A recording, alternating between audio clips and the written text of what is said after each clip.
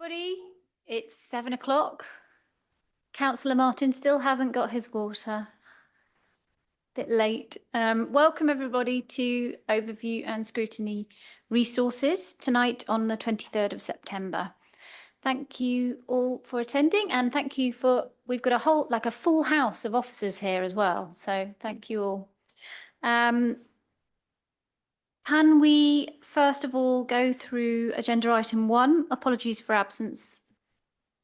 Yes, thank you, Madam Chair. We've had apologies this evening from Councillors Michael Higgins, George Murray and Andrew Lawton. Just to advise that Councillor Graham White is substituting for Councillor George Murray this evening. Thank you. I intend to therefore nominate and appoint Vice Chair for this meeting only in the absence of Councillor Lawton, Councillor White. Could I ask for nominations from the floor and seek a seconder also? Anyone? Propose Andy? Oh, no, just propose Graham. Oh, sorry, I didn't hear you mention. I'll happily propose Graham. Yes, what? So. You want me to come up there? Yeah, well, someone has to second you first, apparently. Happy to second. Anyone else? No, right. Please do come up, Councillor White. Thank you.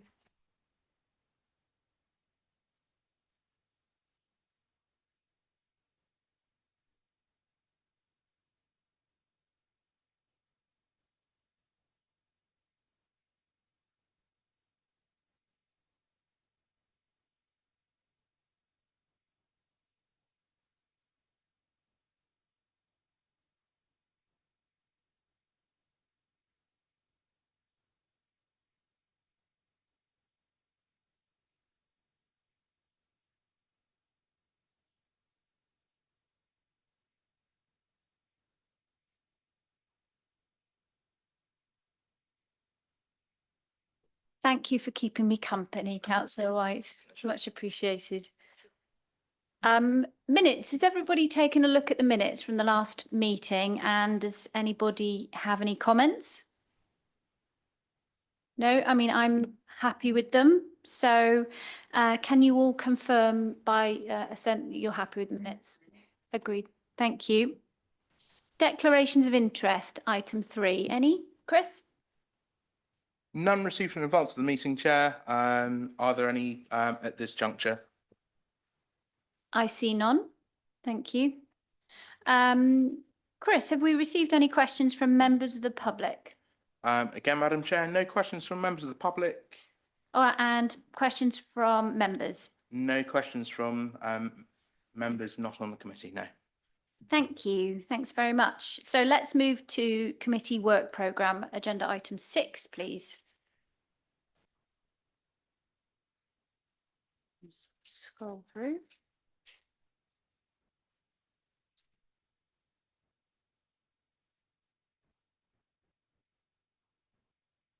Thanks. So if we look at part 1, we've got the recommendations made in the last meeting, which was our July meeting. These still haven't gone to the executive yet. So they are to be presented on the 14th of October. I know you explained it to me, Chris. I'm still not entirely sure why. So that means that whatever recommendations we make tonight, plus those, will be going to the executive on the 14th of October. That's correct, yes. So the recommendations are going to the executive whenever they have an item relating to that item of business on their agenda. And so because the corporate performance report is a new item for the executive as part of their formal meeting, ultimately at the July one, there wasn't any, whilst there were recommendations to take forward, it wasn't an item on their agenda. So they're going to get a double whammy in October. And ultimately that will be for them to take on board. Okay, thanks. Does anyone have any comments on that part? Thanks, Councillor. Yes, first. Yes, it's reference 2 where it says recommended that the executive consider the introduction of dynamic contract structure, etc. And it goes on to say to allow for multiple companies to be appointed and complete for work.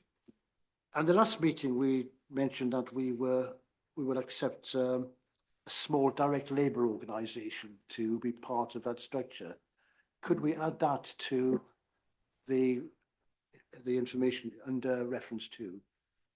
I say, and it was a small direct labour organisation simply to cope with excess work rather than a complete. Thanks. I'm comfortable with that being added. Would everyone else be happy with that? Oh, sorry, Chris.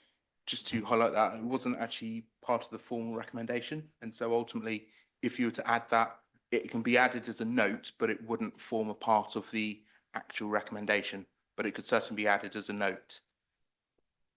As well, as long as it's flagged. That's the point. Thank you. I'm happy with that. If everyone else is happy. Yep. Thanks. Let's continue on that basis. Does anyone else have any other comments on that? No. And then let's turn to, we have nothing in part 2 as it stands, other resolutions. Part 3, upcoming items.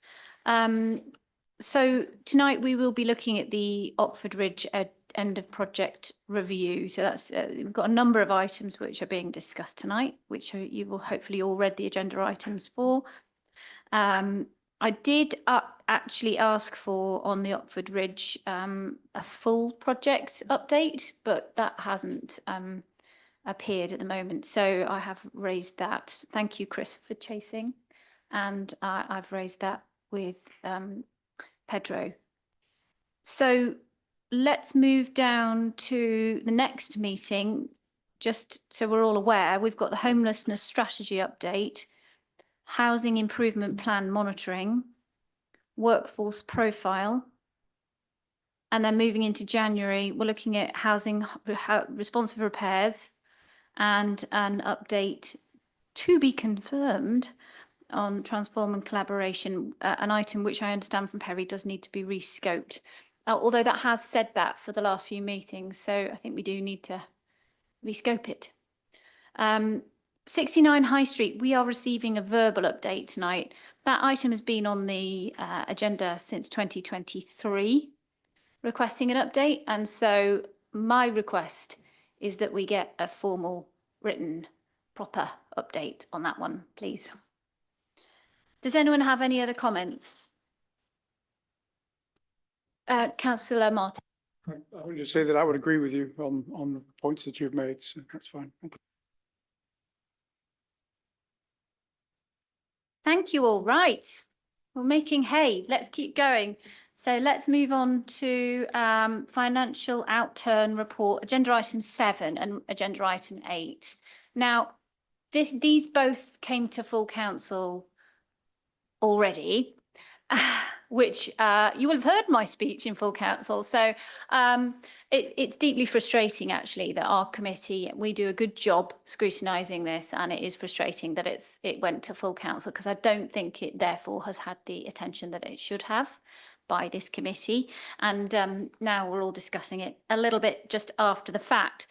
Given the fact that we do have quite a few items still to discuss later, I'm not proposing we go in enormous depth right now. I'm just going to open item number 7 up to the floor and see if anyone has any comments. I've got a couple to make. Anyone? Councillor Martin? Thank you. I would only say again what I said in full council, 2 or 3 points. Firstly, I'm kind of surprised that we were looking in March at the third quarter estimates for the end of the year, and the expectation was that we would have a surplus of £428,000. And then a few days later, I think we met on the 26th of March or somewhere around there, the final days of the year were a few days later.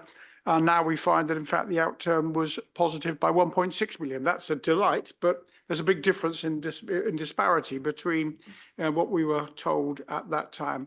And I just think that's a little surprising that I would have thought that the outturn estimated in the third quarter report to us at the end of March would be a little closer to the reality that it turned out to be. That was point number 1. A more substantial point, and I would propose a recommendation here, is that whenever we look at the financial performance of the council, the plans, the approved budget keeps moving. And there are lots of good reasons as to why budgets move. In my business world, the approved plan for the year never changed. It stood there and you had estimates, latest estimates, changes to the estimates, but the plan stayed as the plan, stayed as the plan. I find that a bit distressing, and I think what I would like to see for the future, and this I would propose that we make a recommendation to the executive, that in future that we do have one chart which shows the movement of the plan. In other words, we start off with Plan X on the 1st of April, and if the plan changes in the report that we see, could we have a plan movement chart which says, here's the way in which the plan has moved and here are the reasons for it, so that we can then understand that. Otherwise, the plan becomes a bit of a mystery. And I would propose formally that where recommendation goes from this committee, that in quarterly performance reports, that we do have an approved budget plan movement chart, which shows what is happening. I think that would be very helpful if we could go with that. The only other substantial point that I would make is that we do have a reliance on investment income.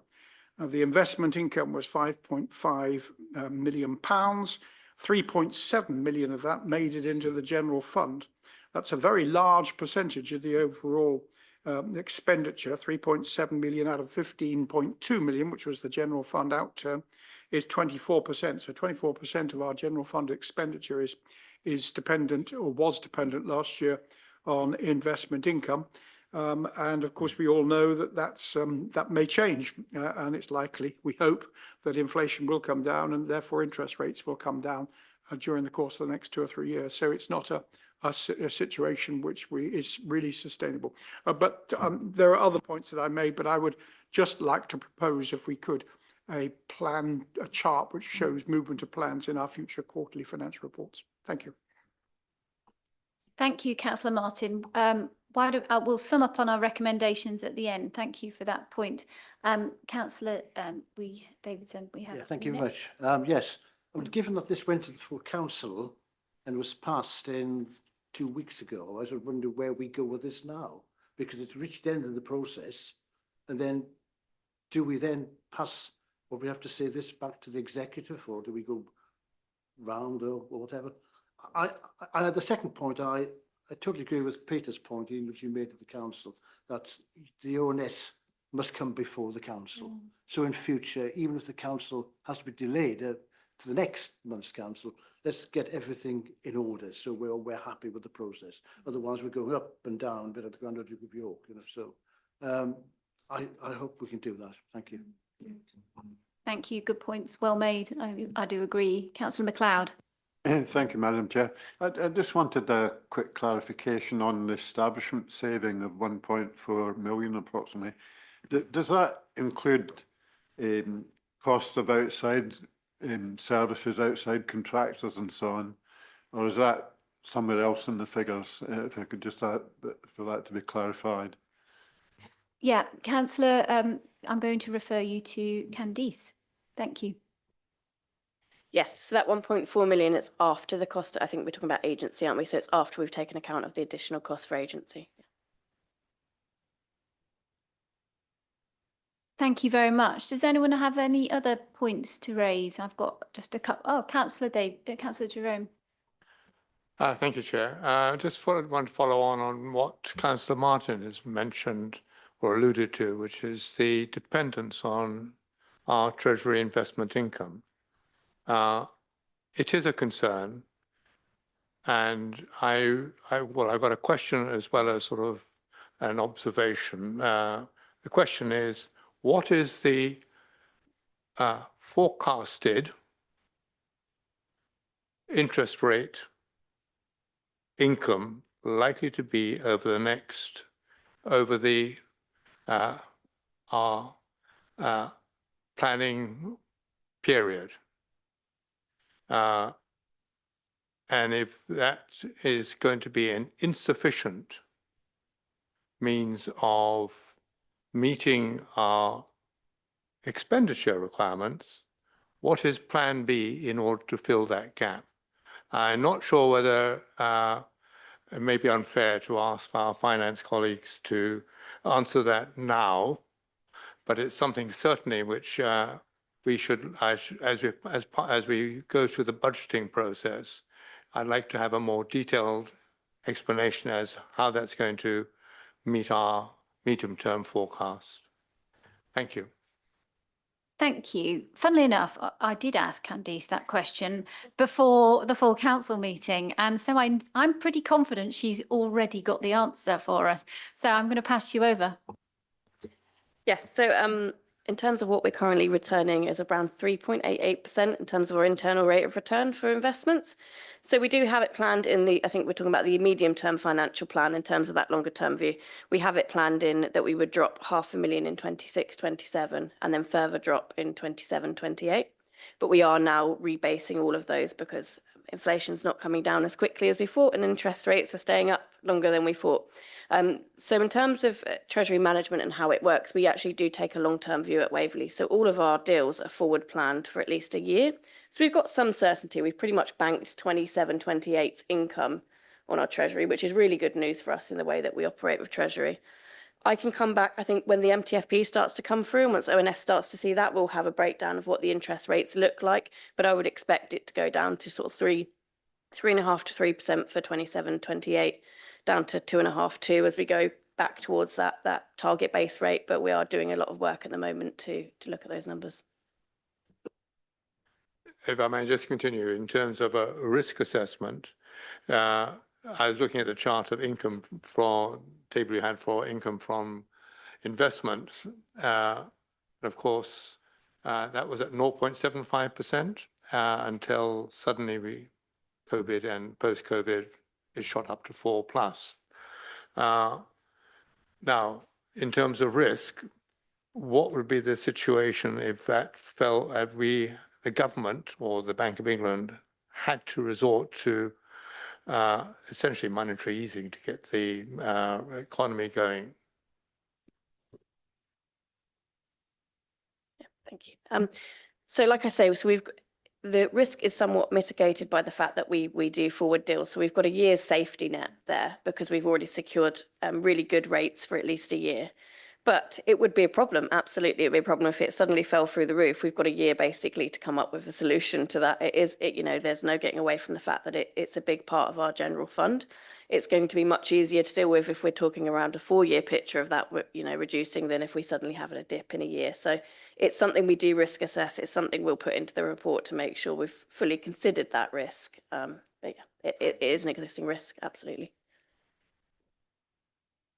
Thank you. Hopefully that answers your question sufficiently, Councillor Davidson.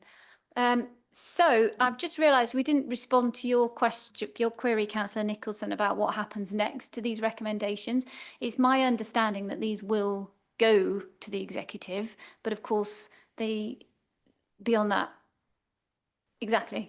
Perhaps Chris could illuminate us. So I think probably what's going to happen where the budget setting process is, it's quite a complex process. I think this should probably go to executive in their kind of more informal setting. So, I mean, I'd be more than happy to forward the comments to executive at their informal meeting because I think it will play a big part in the shaping of the budget in the year to come. It would be very nice to know it's not just going out into the ether and nobody's listening to us. So yes, please do that. Thank you. Does anyone else have any comments before I sort of summarise what I have? No, I mean, I will just very briefly restate what I said in the meeting. Obviously, 1.4 million of underspends due to vacancies is not good news. I don't think, I said it in the meeting, Candice has taken it on board. I don't think they should be called vacancy savings because I don't think that reflects the words what they actually are, what it actually is, because it's not a saving, it's an underspend, and not for a good reason. On agency costs, we did spend £3.7 million on agency staff last year. And as a proportion of the budget, again, that is a huge proportion. 1.577 million of that was in the planning department alone. I mean, I found that quite astonishing. Again, I won't overstate it, but highlighting 3.7 million of the 15.2 comes from interest income. I do think we should, as part of our recommendation or comments, give congratulations to the Treasury Management team for achieving such a good return. But I think that that does also leave us at risk because that's not sustainable. And as we said, as you've pointed out, when that drops, it's a concern. And finally, I just wanted to talk about the SIL balance. I find it very concerning that equivalent to 8% of our council tax income is coming into the general fund from SIL interest accrued.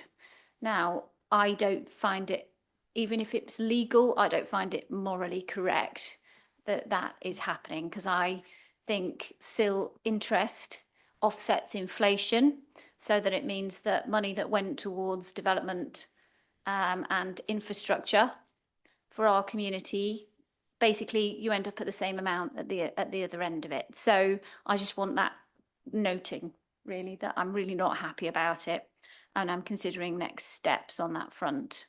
Does anyone else have any other comments on any of that, actually? Thank you. Okay, Councillor Barcolomac.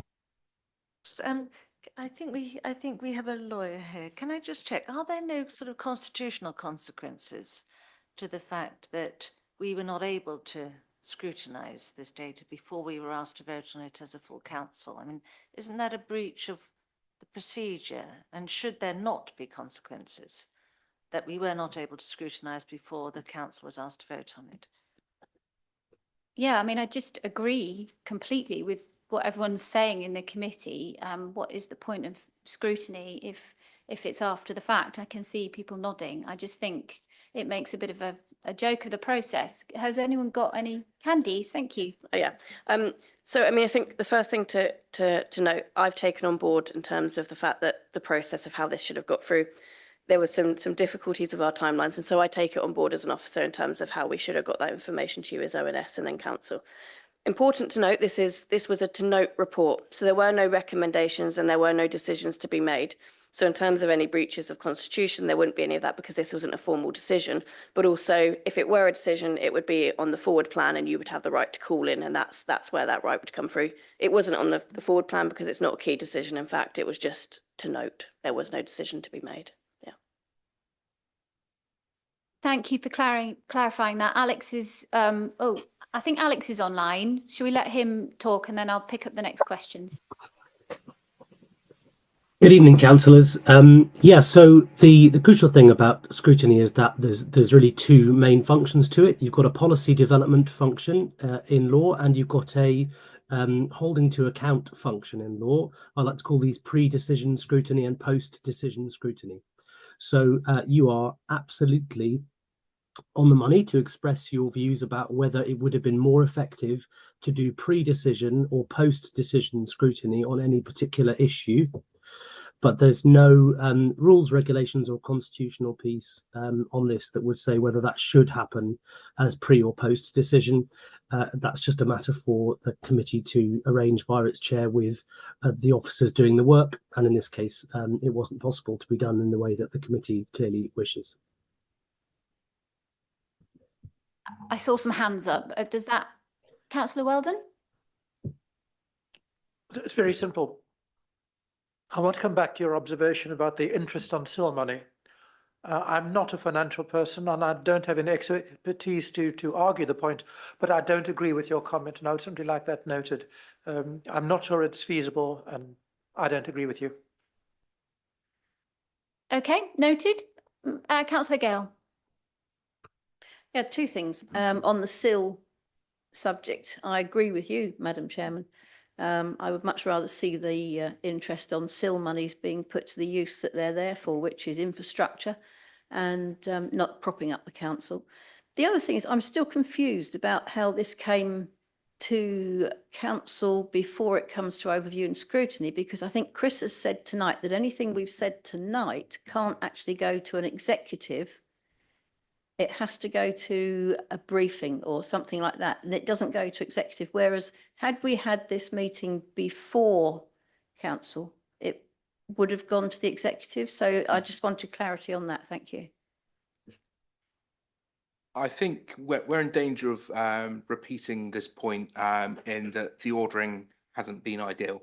And ultimately what's going to happen is, because the budget is a long process in terms of getting it set, as I say, I think that perhaps comments that are raised tonight can go to an informal briefing of the executive so that they can actually use it to shape the budget setting process. Now, it can obviously still go to a formal meeting as well. But as I say, I don't know off the top of my head when the next budget paper is due to go to the executive, which is why I perhaps offered the option of it going to executive briefing, because I do know when the next meeting of that is. Thank you. I mean, I think we just want to make sure the executive do see it.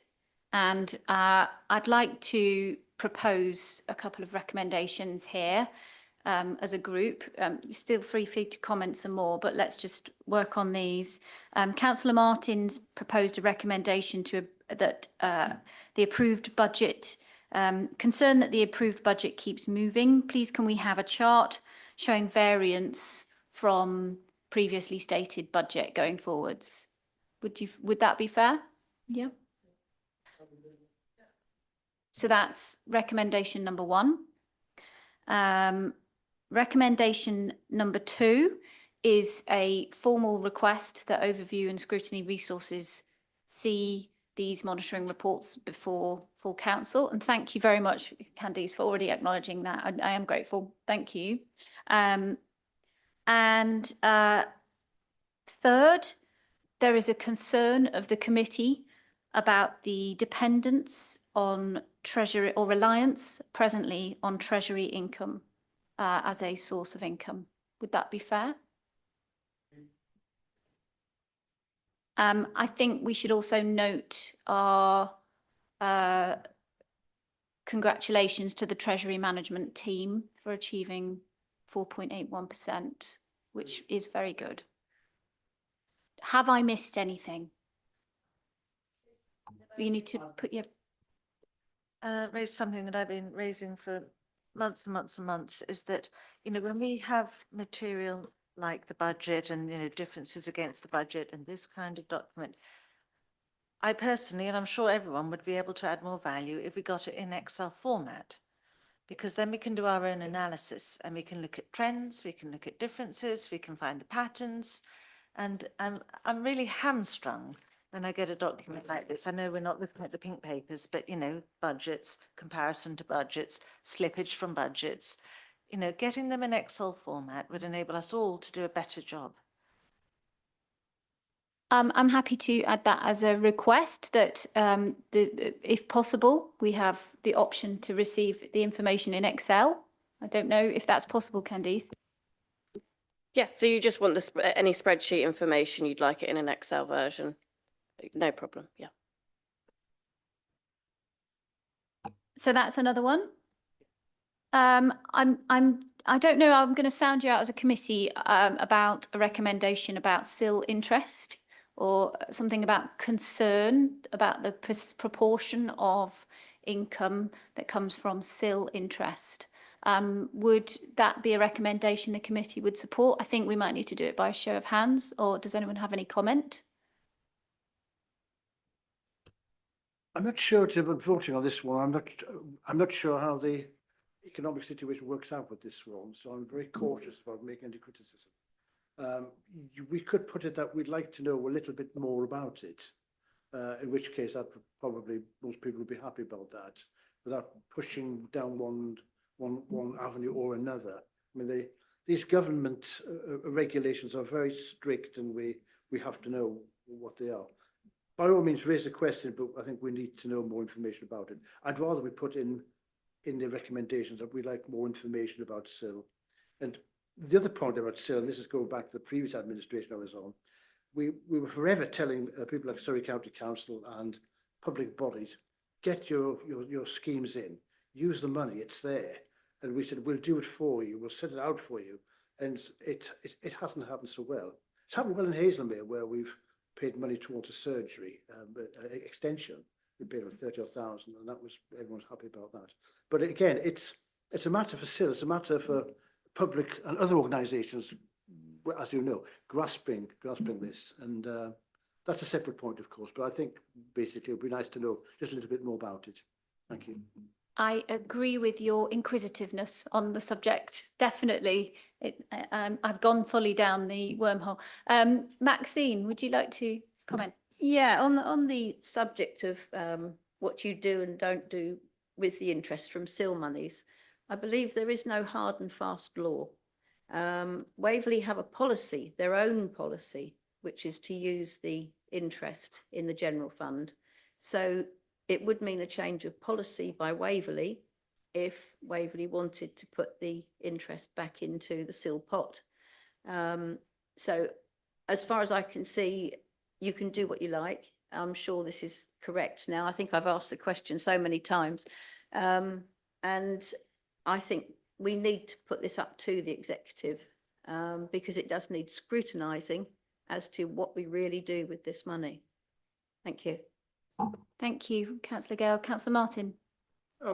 Thank you. Yes, I mean, the reality is that we've got somewhere in the region of 20 to 30 million pounds out of 100 million pounds roughly in the balance sheet, which is related to SIL and to Section 106. SIPFA rules entirely allow for the interest from those amounts to go to the general fund. So there's no suggestion from me or anybody else that we're doing things wrongly from a SIPFA point of view. But I'm sure that when the rules were formulated, they perhaps didn't understand the possible scale of the numbers here and the degree to which the general fund is being supported now to the tune of around about £100,000 a month.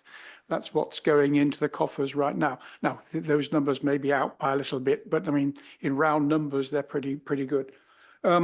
So I think it's a reasonable concern for us to say that the scale of interest income that the capital from SIL money is surprisingly large, and it would be my proposal that this committee recommends that money does not go to the general fund, but it goes to accumulate the SIL balance. I'll put that forward as a recommendation and see whether it gets any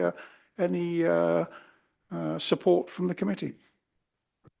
Councillor MacLeod, and apologies for missing you earlier. No problem. I'd just like to I'd like to understand if what Waverley is doing is unusual. Are we out of line with general practice in other councils? I mean, all councils are short of money, and you know, you can spend money one way or another. You can spend money putting it back into the SIL fund, which would be a good thing to do, or you can spend money running Waverley better. Is what Waverley's policy is unusual, or is it normal practice, or is it where do we fit in the scale of things? That's what I'd like to know. I will answer what I think, and then you can answer, Candice. I think what Waverley is doing is generally normal practice. I think what sets Waverley apart is the high amount of SIL it is holding. Right now, it's got £27 million in the bank account right now, 11 million of which is unallocated, and that, as a proportion of the size of our council and our budget, is large in comparison to other councils. But is ring fencing SIL? So a few councils do it. I've done the research on that, but the majority don't. But the majority don't hold anywhere near the amount that we are holding as a proportion of the size of our council. Candice, I'll hand over to you. Yeah, I mean, I'm probably going to echo exactly what you said. So it's pretty much normal practice, but there are those that decide to make that decision to ring fence. It's important to remember, yeah, we're acting within SIPFA regulations, SIL regulations, and so we're acting entirely within the law in terms of the policy decision we make. And in general practice, it's the same as what other councils are doing, but there are those that have made that decision as a council to spend or to put those funds back into SIL pots. For what, Madam Chair? I mean, if we are holding a very large amount of money in the SIL fund, it means people aren't applying for it. And I'm not sure what good it does making a fund bigger that people already aren't applying for. You know, I'm not sure it's a better use of money to put it in an account waiting for people to apply than using it to run Waverley better, if that's what we're using the money for. So I'm not sure I support the recommendation, actually. I think it's a matter of judgment, actually, for the people running the council, in this case the executive. You can certainly advise them if you think they're going too far or not far enough in one direction. I wouldn't support a recommendation that all the money has to be kept in the SIL fund. I don't see the point in saying that. There needs to be more flexibility. You can give the executive advice that they think again about what they're doing, but the main thing they should be thinking on is encouraging people to apply for SIL money. That's the problem here, actually, rather than what we do with interest. Why is the money not being spent in infrastructure that should be? So that's the recommendation I would give them. Start sorting out, ensuring that the money is spent where it's meant to be spent, actually. Thank you, Madam Chair. Thank you, Councillor MacLeod. Excellent points. Of course, we are waiting to hear what this new process will be for the next bidding round for SIL, because it's really important that we do get the money spent, isn't it? I totally agree with you. You know, I think they're almost two separate issues here. Councillor White, did you have something to comment? Yeah, I was just I agree with, to be honest, I agree with all points that are made. And I guess we need, as a committee, we need to come to some sort of recommendation.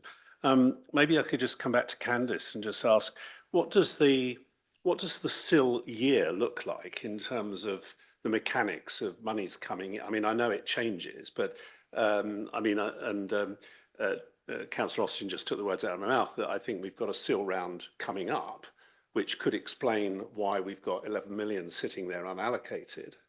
One presumes that will then become allocated.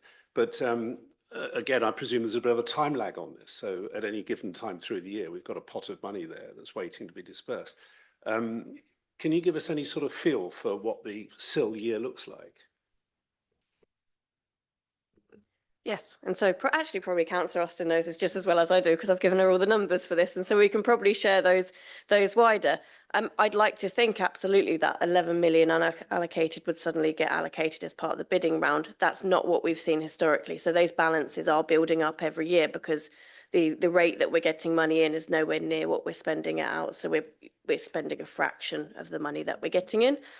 We also don't pay out SIL until we receive invoices and supporting evidence from those applicants. So it's not like they get awarded SIL and then we just pay all the money over, so it's out of our bank. So there is then a period of time whilst we're paying that money over. But there are lots of numbers behind it, and we could probably share that slightly wider so there's a better understanding for the committee, but we do have a sort of flow of cash of how it goes in and out through the council. Thank you very much, Candice. And may I recommend everybody takes a good look at Waverley's Execom system, where you can see every single pound that goes in and every single pound that goes out. And I look at it, you know, I've been looking at it down to payment, down to ward. Now, Councillor Martin, I think we do have to wrap this up shortly, so I'll just keep going. I was just trying to do just that. It looks as if we ought to have two recommendations here, one of which will get support, I have no doubt, and the other one we'll test out. Well, the first one is to recommend to the executive that action be taken to stimulate the applications for SIL. I think we would all agree with that. But I think the last one would still be one that I would like to test out with the committee, as to that the interest from generated relating to SIL money or capital in the balance sheet should be added to that SIL capital rather than used for the general fund. I would still propose that, test out whether it's something which the committee is able to support. Thank you. Ezra's got a comment. Yeah, if I may, Madam Chair, just offer some advice to the committee through you. So as a number of members of the committee have noted, and you've heard from Candice, the council does operate within the relevant guidelines and regulations when it comes to use of SIL interest. So my advice would be, while it's appropriate for the committee to make recommendations that it could operate in a different way, I would just advise the committee that to note that how the council is currently operating is within the relative professional guidelines. I've already made that point very clear. in Yeah, what I said. we're all very clear on that. We all know it's legal, and it's a question of whether we want our council to do it. Now, Councillor Weldon and Councillor Gale, and then we are going to just take a vote on those two recommendations. I'm disappointed that we're discussing SIL yet again. We've discussed this already in full council on several occasions. There is an existing working group looking at the entire SIL regulations. I don't think we should be even discussing this right now. Thank you. Martin. Yeah, just an observation, being a parish councillor. If SIL money's come into Waverley in October, which is destined for Whitley Parish Council don't get them until April. So Waverley hold on to funds coming in for at least 6 months. Now, interest is being accrued on those monies as well, and sometimes they're quite substantial. We've got quite a lot of development out our way. So I would like to see the monies handed over to the areas that they're supposed to go to quicker, along with seeing it spent on things that I think are necessary. But that's another point which maybe can come up somewhere. Maybe that's a recommendation number 3. I mean, I personally think an Overview and Scrutiny Resources Committee is exactly the right place to be discussing SIL in a budget outturn agenda item. But Peter Martin. Just in reply to Councillor Weldon, the leader of the council is frequently telling us that we must have more recommendations from this committee, and I'm glad to oblige, and so I disagree with him. Right, let's take a vote on, do we agree we recommend action should be taken to stimulate bids for the SIL? Agree? That's unanimously agreed. Do we believe that the interest accrued on the SIL balances should be added / ring fenced to go maintain with SIL as a recommendation? I do. Yeah, I do.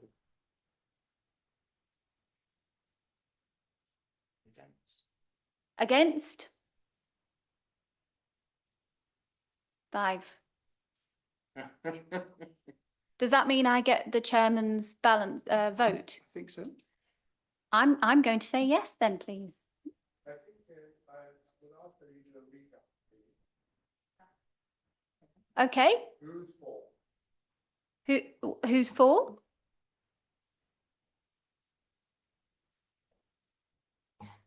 Against? 5. That's 5. Does anyone, and no abstentions? Okay, so that means I have the casting vote. So I would like that to go forward as a recommendation. Thank you.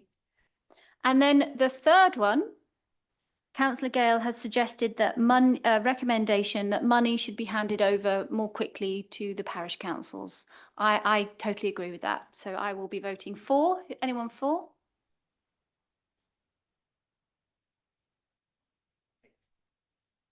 Is that 8? Anyone against that? And I think we've got 2 abstentions. 2 abstentions. I think 1, 2, yeah.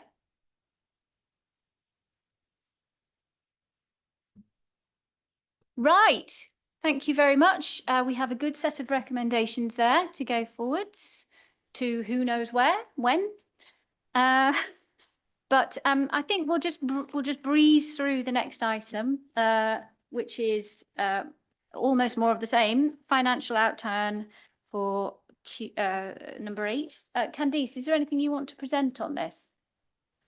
I'll just draw your attention to the similarities in terms of the outturn to what we're seeing in Q1. So the majority of the savings are against vacancy savings, although I'm trying not to call that call it so vacancy savings anymore. Underspend on staffing posts. The majority is in as a result of that, and we're not seeing much else in terms of a shift. So that's all I'll draw your attention to, and I'll take any questions you might have. Thank you very much, Candice. Appreciate it. I'm sorry for giving you a hard time about the wording. Does anyone have any comments? I would just like to just reiterate. I think we note your comments essentially, Candice. I also just finally on Waverley Tech Training Services. I think we see an ongoing budgeted deficit of £550,000. It's a very worthy thing, but it's been been a massive cost for the last 5 years running now, and nothing seems to be changing. I understand there is processes in place to reduce that deficit, but it's still very significant. I don't know if any officers have any comment they want to make on that point. Thanks, Candice. Yeah. So absolutely, the deficit is getting higher and higher per year, but they are bringing in a 3-year business plan, and so perhaps that's something the committee might like to see in terms of the plan to bring down that deficit. So there's some great work going on in terms of the business plan, but it might be something the committee would like to see. Apparently that falls under services, so it's due to go to the next services meeting, but I think it would be very useful for the resources committee to have a copy of that report. Maybe we could just review it, if please, because obviously from a financial perspective it does impact us as well. Thank you. Does anyone else have any other comments on this agenda item? No. Okay, so let's just note the comments on Waverley Training Services, please. Thanks. I think, Madam Chair, if it would be helpful, perhaps we could invite members from the Resources Committee to that meeting of the Services Committee when it receives a report, if you'd be happy with that approach. Yes, if we can attend online. Thank you. Right, agenda item 9, the Q3 corporate performance report. Sorry, Q1. It says Q3 here. Is it because we're in Q3? It is Q1. Let me just move forward now.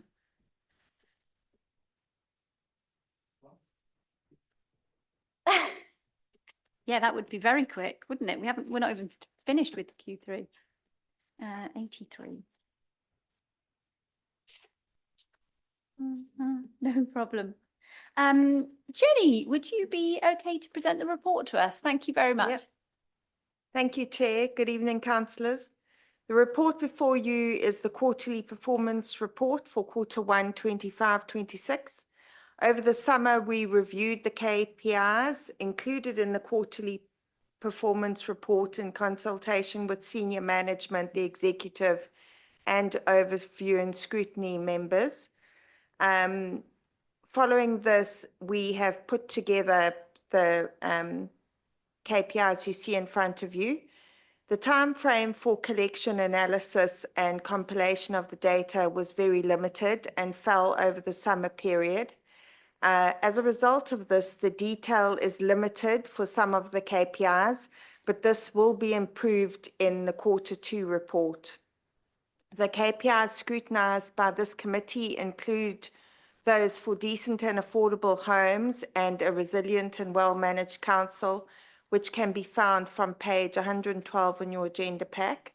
I'm happy to answer any questions that you may have, and if I'm unable to, or another officer here is unable to, we're happy to provide a written response. I do have a couple of comments from the Assistant Director of People. There were a few queries last quarter on the data. The human resources data is presented differently in this report to what you've seen before. The reason for this is as teams are becoming joint teams, a lot more staff are employed by Waverley, and the data will increasingly become skew. and challenging to interpret. So we've given you the HR data for Waverley, for Guildford, and then for both teams together. And the narrative there is across both councils as well. So 2 comments from the Assistant Director of People. In terms of sickness, she says the people in OD team have monthly meetings to discuss sickness and other ER cases. Sorry, employee relations cases. This meeting discusses each case and ensures that the policy is being followed and that individuals are supported either through occupational health, their line manager, and or a member of the people in OD team. The people in OD team also work closely with Unison where the staff is a member. We are guided by our medical professionals in occupational health for reasonable adjustments and return to work plans. The team are currently working with finance to identify a budget that can be used to support reasonable adjustments. And then a comment with respect to recruitment. Recruitment as a whole is very challenging across the country for various roles. For example, planning and housing. For us as a council, we do have some hotspot areas with regards to recruitment, planning and housing predominantly. For planning, the relevant assistant director has described the challenges with having graduates who undertake some really good training and development with us and then leave to work for the private sector. She has also described how some of the planners want to remain as planners and not move into management, which as a result dilutes their planning time. For housing, we have a large number of interim roles. We have put in some resource to support recruitment campaigns to convert to permanent or full-time contracts. The next report will describe in more detail the challenges surrounding recruitment and retention in the council. Finally, the People and Organisational Development Assistant Director is attending a national retention program to support us going forward. I'm happy to take any questions. Thank you very much, Jenny. Shall we start? Should we go through it in order? Should we start with the R's, please? I'm going to open it up for any comments. Sorry, no, let's start on the D's. I've got it the wrong way on my notepad. So housing repairs. Any comments on this? The target is 90%. And it actually says we hit 98% Q1 2025. The bottom chart is just, there's no line. Any comments? Thank you, Councillor. Thank you. Well, my comment is just a general comment. First of all, I really like the way this is set out. I think it's a great improvement, and everything's looking quite well on the whole. The thing I particularly find annoying is the graphs, the quantitative index, where in some it goes from 0 to 100%, and sometimes it's a slice. Now, statistically, the right thing to do is to start with 0 to 100. So if you have a slice, you look at it and it exaggerates the trends. So a quick visual look, and you say, well, this is not going very well, or it's very odd, or they're not in control. Whereas if you look at it in the whole, then you see it's more evened out. So what I would like to see is every graph we produce based on a 0 to 100%. Okay, thanks for that comment. Why don't we collect a few comments and then we can go back on that in a minute. One sec. Councillor Martin. Thank you. Madam Chairman, could I actually just, sorry to say, disagree completely with Councillor Nicholson. I think having full of charts where 70% of the page is green and we're only interested in the top bit is a waste of time. And I think it's much better. I'm sorry, I completely disagree. I think it's... But I much prefer it the way that it's presented. I think there are lots and lots of changes, and so again we have work in progress here, and I get the feeling we've not yet finished. Is that right? So there's a long way to go. There are lots of changes here. The D1 looks pretty good in terms of the data that were being described, but there's no now. The old D6 had repairs completed first time. I guess that is not perhaps as important as we maybe thought it was in the past. That's clearly been dropped. We were on a red basis, I think, in terms of that in the past. I just have a slight concern as to what's happened to that. Can I just go through and make a series of comments on the D section? The D2 tenant satisfaction, we have some improvement now with going up to 81.6%. In fact, that's the best position we've had for 2 or 3 years. So that's welcome. And I think the clarity of the chart is actually very good. Over on D3, we've got council housing voids. We've had a big change in terms of how that's demonstrated. In the past with D1, it's been looking very different, and we were not meeting the target by any means on working days to relet a normal void property. But the point that we've made in the past, and we were asking, was, well, how many voids are there? Because it was only a few.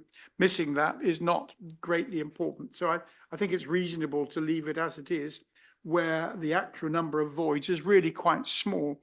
So if it's taking a little longer to relet them, then I guess it's not a big concern. So I think on balance, I prefer it the way it is now, and that looks to be reasonably good.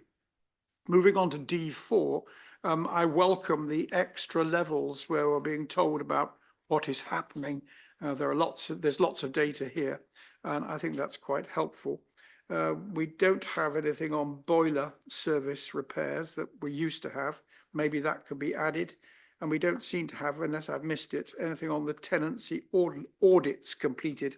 And that was reported in the past and has been a red item. So could that be added? Or is there an explanation as to why it's not there? D5 on homelessness, that's a new addition to what we're looking at. And I think that's good. I appreciate that. Similarly with D6, I think that's good and valid information to be adding. And we've not really looked at it in that way before.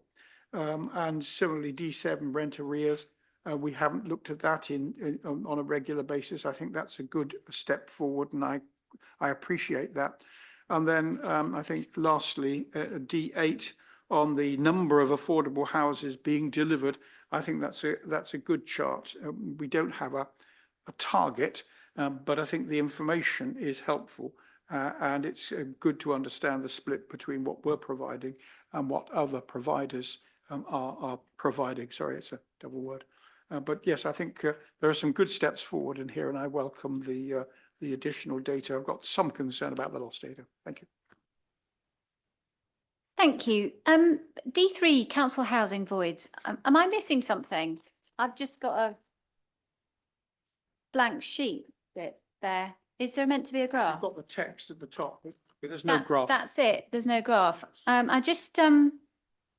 I personally, I would like to know the actual numbers rather than just the percent, because you get a the numbers are on that one. So 2.5%, a tolerance of 5% is applied. At the end of quarter one, there were 50 housing voids, which amounts to 0.01% of the total. Yeah. So I doubtless, as we go quarter by quarter, we'll accumulate more data and be able to demonstrate. Gotcha. Jenny, thanks. So we will be able to get some historical data. Unfortunately, it was over the summer period and I wasn't able to get historical data for the team. But in quarter two, it will show a graph. There just wasn't enough data to produce a graph. That helps explain it. Thank you very much. Does anyone else have any other comments on the D section? I think it's kind of more of the same really at the moment, isn't it? So, Councillor Martin. If I could just make one final point. We've made a lot of fuss in the last meetings about where we are with servicing and the complaints that we've had from our residents over responsive repairs and repairs completed first time and so on and so forth. I don't really, it doesn't, these the data we've got in front of us doesn't sort of seem to leap out of the page and give us any description or explanation on that, other than the overall levels of tenant satisfaction. Is it a plan to produce more of what we had in the past, so we do get a better idea? Thank you. Yeah, that was a question I was also going to raise. So yes, thank you very much. Good evening, thanks for your comments. So as Jenny said, we had a review of the KPIs, and you were given quite a full suite of information that was a little bit sometimes challenging to understand and piece together. So the idea with the review is to actually give you that oversight of the service, and you could identify the key areas such as the percentage of the rental, getting tenant satisfaction, and really focusing on the outcomes of an oversight of the service, what we're delivering. As I've mentioned before, and I think we put it in the report, there's more granular detail is reported monthly to the Landlord Services Advisory Board, which is available to you as well. So if as a committee you would like more information, once you've had a look at the oversight and you've got more questions, then please feel free to put those questions in advance and we can come to the committee with further information, or feel free to have a look at the key performance information that's reported monthly to the Landlord Service Advisory Board, which continues to have some of those KPIs you used to look at. Okay, thank you. Councillor MacLeod. I wanted to ask a question about the tenant satisfaction thing. I mean, we're consistently in the red zone all the time. And I just wonder, again, compared with other councils and so on, are we setting the satisfaction level too high, or aren't we? Because we're achieving over 80% and we're looking to achieve well over 90%. Is that actually achievable? In fact, you know, are we setting an expectation that can be met? Are we out of line with other councils or not? Or are we just not good enough at doing it? It is an ambitious target, and when we were doing the benchmarking, we were aiming to be at the highest level of the, call them the quartiles, don't you? Sorry, long day. So it is ambitious. The Landlord Service Advisory Board are asking the same questions as well. So it could be that we look at maybe changing that target. At the moment, you have it recorded here as 90%. On the Landlord Services Advisory Board papers, I've got it as 85. I think 85 might be more achievable while still being ambitious, because we've been hovering around that high 70s, 80. Okay, we might want to consider putting forward a recommendation on that basis. Councillor Martin. Whoa, I don't agree with that at all. I mean, this goes to the heart of a problem that we've had in this committee ever since housing came to it. We've always expressed the level of dissatisfaction at the contract and the way in which the contract is being discharged. If we start lowering the target, the eye comes off the ball, and we're satisfied with a lower level of service. I would take some considerable convincing that we should be reducing the target, it should be held, and we should be getting there. That goes to the whole heart of all the reviews that we've had, not just through the quarterly output information, but also in other reviews. And I think we should leave it at a relatively high level. Thank you. If I can respond to that, I'm not actually suggesting we lower the target at all. I'm just asking, is it an appropriate target? Because it doesn't do anybody any good to be having reporting that we're constantly not good at tenant satisfaction permanently. That doesn't do anybody any good. It doesn't do the morale of the people doing the work or the people measuring it. If the target is an appropriate target and we're not meeting it, we should keep reporting that, Peter. But if it's not an inappropriate target, we should know that as well. Okay, thank you, councillors, for your comments. Certainly, I sometimes feel that I see a disconnect between the comments from people in my ward on social media as to what actually shows up in this report. And, you know, that I get that people are dissatisfied, shout loud, but it doesn't come alive to me in these reports. There's dissatisfaction that I see, for example, on Facebook this week. Councillor Gale. I agree with you, Madam Chairman.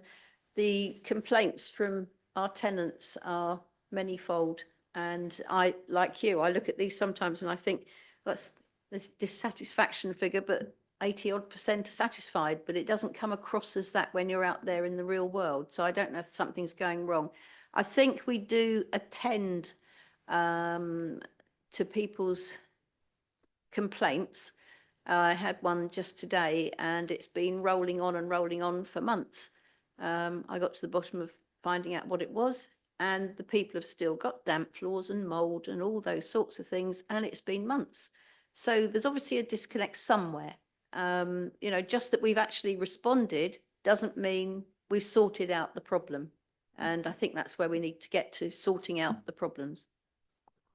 I think I've done the exact same thing as you, and I raised it a couple of months ago and thought with the possibly the exact same case that you've seen, and then you hear 6 to 8 weeks that maybe things are still not fixed, and that's concerning, isn't it?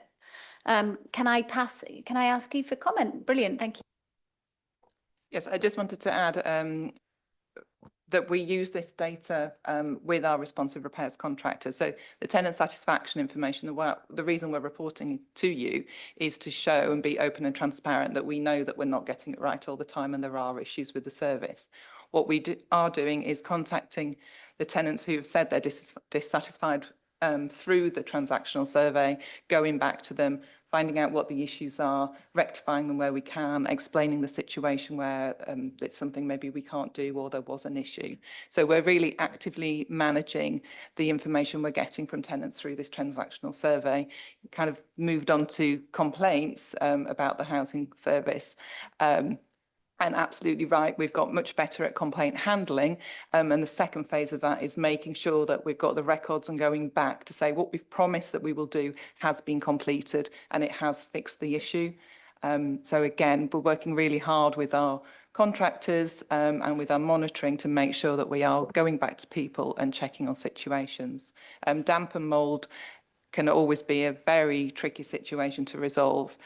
Sometimes it's a process of elimination of things that we have to go through. So unfortunately, that's not going to be fixed right first time or potentially within a week.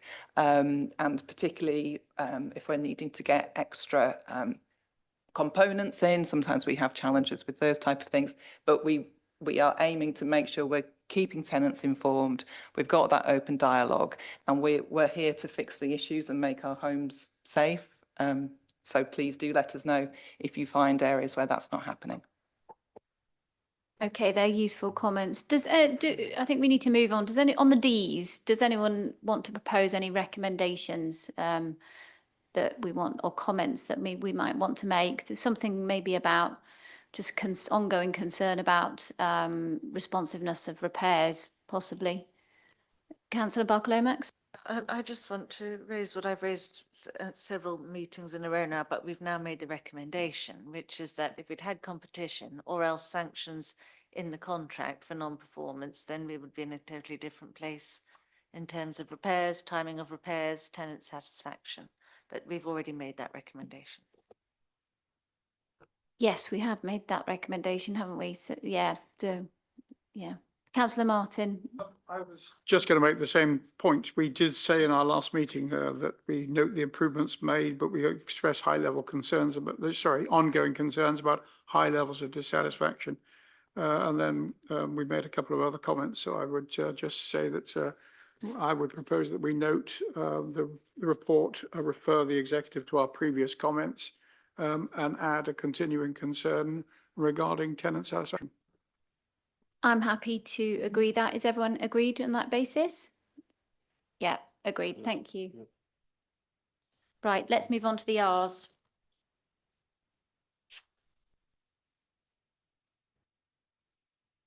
At this point, I'm going to, while I remember, flip forward to a comment on behalf of Councillor Murray. He's would like to know the answer for complaints as to why they have doubled, apparently, in the last year.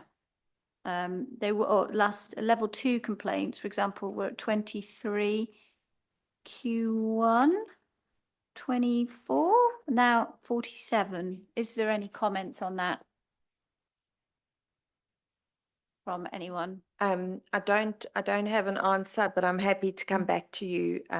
I'll look into it and come back to you with a written response. Thank you very much. Thanks, Jenny. Would anyone else? Thanks you, Councillor Martin. Could I just run through my points right across and then perhaps we can get some reply? So again, we've got work in progress in terms of the changes here. We've got some very substantial changed KPIs, but just moving through, I note the point about the joint teams and the difficulty there. It is a good point. It's one that I hadn't thought of in terms of reporting numbers.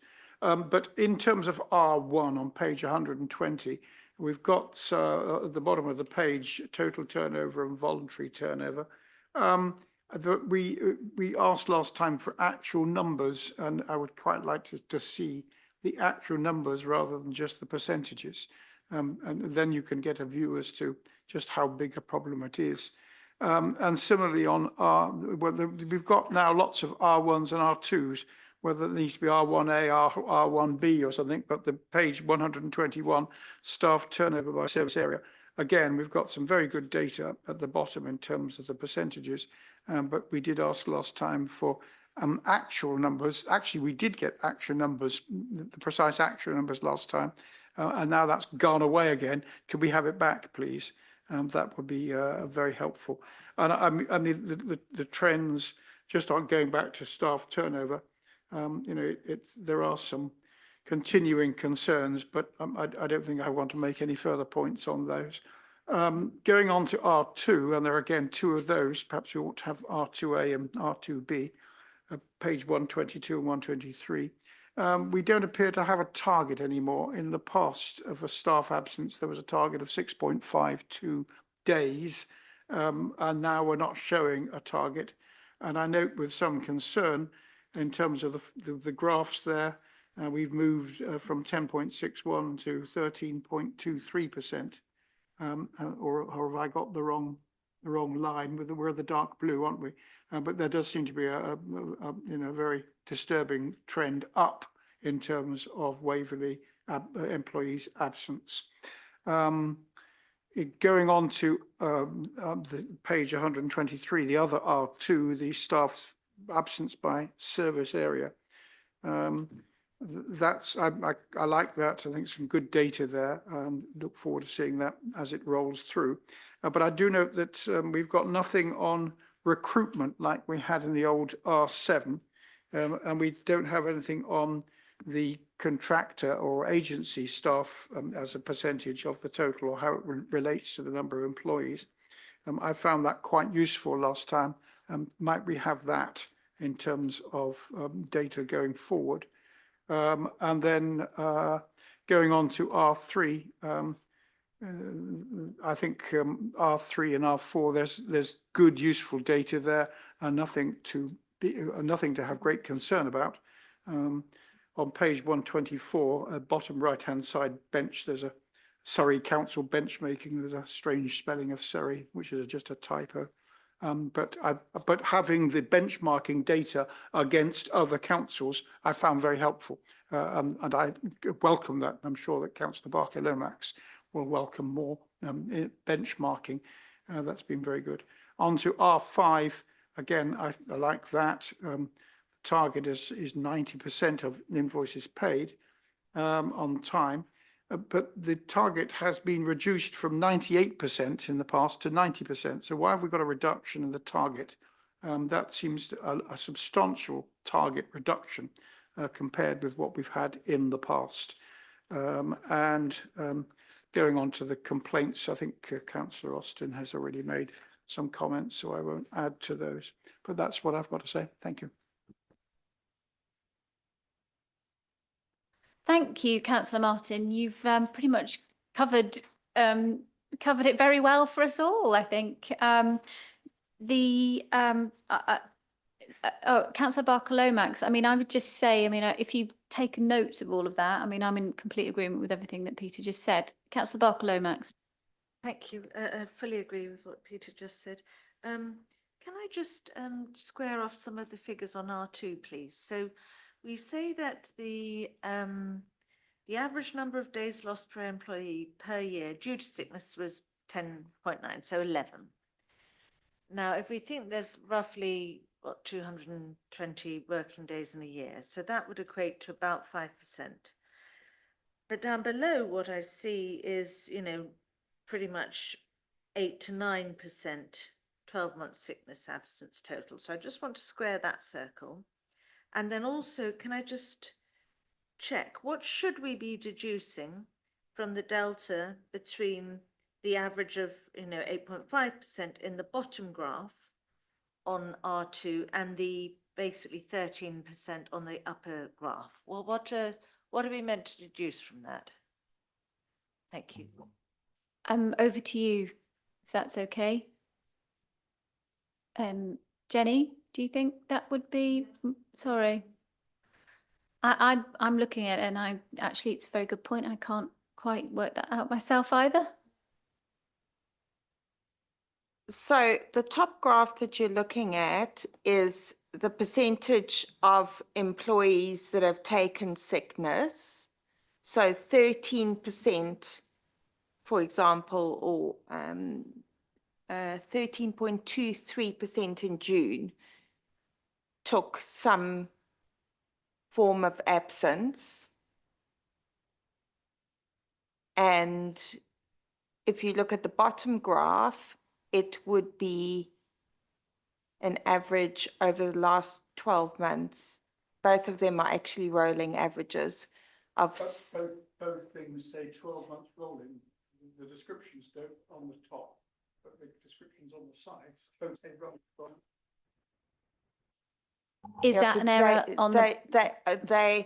HR data is always a 12-month rolling period. What's the difference between the two?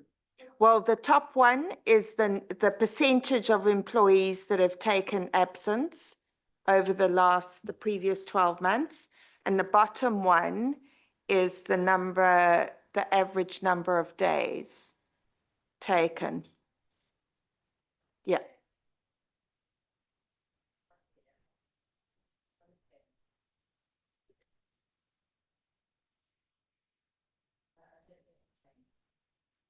Yeah, I'm pretty sure we are. Yeah, I'm actually I'm a little bit lost.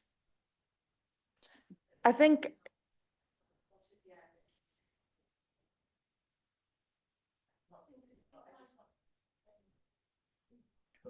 So if the average number of days off is basically 11 per employee, then we can't be saying that 1 in 8 people have been off in the past rolling 12 months up to June. We can't be saying that. I do think it's probably better that I get a written explanation from the head of service for the service area, Okay. and she'll explain it to you. Thank you. If I may, Chair, if I could just add some clarity. So the figure of 10.9, that's the local government average. That's not the Waverley figure. So that we've taken that from CIPD, the latest CIPD report. So that's in terms of context, that tells you what the trends are in the wider sector. Waverley is slightly different to other authorities and it contracts out lots of services. You typically find higher levels of sickness in services that perhaps more out there in the community, like the refuse service, street cleansing, etc. Because they're not in-house, we tend to have a lower sickness absence rate. So the two graphs that we've got, as I understand it, the usual metric for reporting sickness absence in local government is a rolling average, which what that refers to is the average number of days lost to sickness per employee over the last 12 months, and it's updated each month. We can provide kind of how that's calculated. And then the other graph, as Jenny has said, is in effect, the percentage of the workforce that has taken the day off due to sickness-related absence. But what might be helpful is this is an excerpt from a wider HR report, so we can have a conversation with Claire, who's the Assistant Director for HR, and perhaps provide that to the committee to paint a bit more of a broader picture, if that's agreeable to you, Chair. Yeah, I mean, I just think probably this needs a bit of a rethink in that we're not making much sense of it at the moment. It's not telling us all that much at the moment. So maybe work in progress. And I think both of them are percentages, whereas you were saying that one of them is the number of days sick. Anyway, can we leave it with you to come back to us? It is. does sound very much like still work to do here, and I'm not sure we're going to get round it and still have brain power for the remaining agenda items. Do we have any other comments? Oh, sorry. Yes, thank you. Thank you, Chair. Yeah, very happy to do that. Just on the point around the percentage, so that's the percentage of working time lost. Right. Okay. I think the council generally there is a request. We did see some sort of actual days, and in the last iteration of this report, and maybe there needs to be some thought about reverting back to that by service area, especially. So that's some feedback I think from us. Thank you very much. Do we have any other comments? I mean, I was just powering on through to information subject access requests. These stats look very good, but you know, I've got a couple here where, you know, this is where the graphs don't necessarily match with your experience, where I've got people who have been chasing since July for responses. So I just want it sort of noted really that sometimes it's hard to bring these things to life in the graph when you're chasing for responses on behalf of people. Because for example, R9, Q1, well, we hit 100% of subject access to good data protection subject access requests. Great. That was 12. But I mean, I just say the experience that I have is that I'm often chasing them. So does anyone else have any comments? Thank you. So with regards to R8 and R9, it's fantastic to see that in the past sort of 3 quarters, we're up in the green on R8 in particular. R9 does seem to need some calibration, and it's interesting to see that the numbers in the lower graph on R9, there's not a huge variety there, but there is a huge variety in how well we're doing in terms of replying. But that's just an observation. What I'd like to know, and I have been raising this in audit and risk, is that it seems to me the failings of Q3 24 through to Q2 24 25 there, that red bit there, that bit there, I think we're at risk of having proper fines from the ICO, and I don't see any sort of escalation of that risk or any acknowledgement in, I know I bang on about this, but the contingent liability register, which we don't have. You know, we should be, that's a risk. That's the ICO, that there's a risk of a fine there because we have seriously failed in our obligations. Thank you for raising those points, Councillor Barker-Lomax. I'm going to take Councillor Martin's request and ask for them both if any officers have got any comments on that in a moment. Thank you. I think if I look at R9 on page 130, what's interesting to note, if we start, say, at Q1 of 24-25, when there was a 50% achievement of access requests done within time, that means that 4 or 5 of them didn't get processed within the right time. And then you go to the next month where again 50% of 11 didn't get processed in the right time. So what we don't know is what happens to those. So and it's all very well when we get to Q1, we know that the 12 have been, this quarter, 12 have been received and they've all been done within the relevant time. So what we don't know is how quickly those that weren't processed within time have actually been processed. So some of the difficulties that we're having might be relating to 6-9 months ago, for all I know. There is no data to demonstrate how quickly they are actually being processed. I wonder if we could get some advice on how that could be better demonstrated for us in terms of just how long some of these are actually taking. Councillor Weldon. Thank you. Just a very simple technical point about graphs in general, and that is when you have a very small number of requests received, you would expect the percentages to fluctuate widely. I don't think we can read anything significant into this graph at all. As somebody who had once taught mathematics. Well, I profoundly disagree with that. I'm afraid I also disagree with that, but I do think the point, before I pass over to officers, is sound. Perhaps we need some sort of understanding of the average number of days that in which these cases are resolved, if it's beyond the period that we're meant to be resolving them. So I'll pass that over to you if that's okay. So with Councillor Bartolomax's comment and then Councillor Martin's comment. Thanks. I'll make a start, and perhaps Jenny can come in on detail. So thank you for your comments. So in terms of our rate, as I understand it, the methodology for this one in particular will track. So it's binary. So is it yes or no? Has the target being achieved in responding to the request? Perhaps what we can pick up, though, is to look at, as the committee has suggested, so average response times, for instance. I'm sure we can look at that and break it down by department. Jenny's mentioned that capacity has been a bit of an issue over the summer, but we now have a fully resourced team, two of whom are sitting next to Jenny right now. So Liliana and Ed are very welcome for joining the council. We're very much looking forward to making improvements to the performance report. So that's one we'll pick up. Also, in terms of the ICO, so I think you raised a comment there, Councillor Bartolomax, around whether they may well take enforcement action. I think it's the point you were getting at, if we're not on target of FOI responses. So from my experience of working with the ICO in the past, but perhaps we'll have to take a response from the CIRO if the committee are the Senior Information Risk Officer, if the committee are minded to recommend that, is that the ICO tend to use enforcement as the last resort, and they'll look at trends over time for FOI's responses. So as the slide deck, the report, sets out, performance has improved in regards to FOI response. That was mainly due to a resourcing issue, which has now been resolved in that team, and they're now fully fledged and are responding promptly as the data shows. I think that's also covering Guildford as well, which we've also seen a similar improvement there, which is great news. But yeah, the ICO tend to use enforcement as a last resort. I'm not aware of us having been contacted by the ICO asking for improvements in our FOI responses.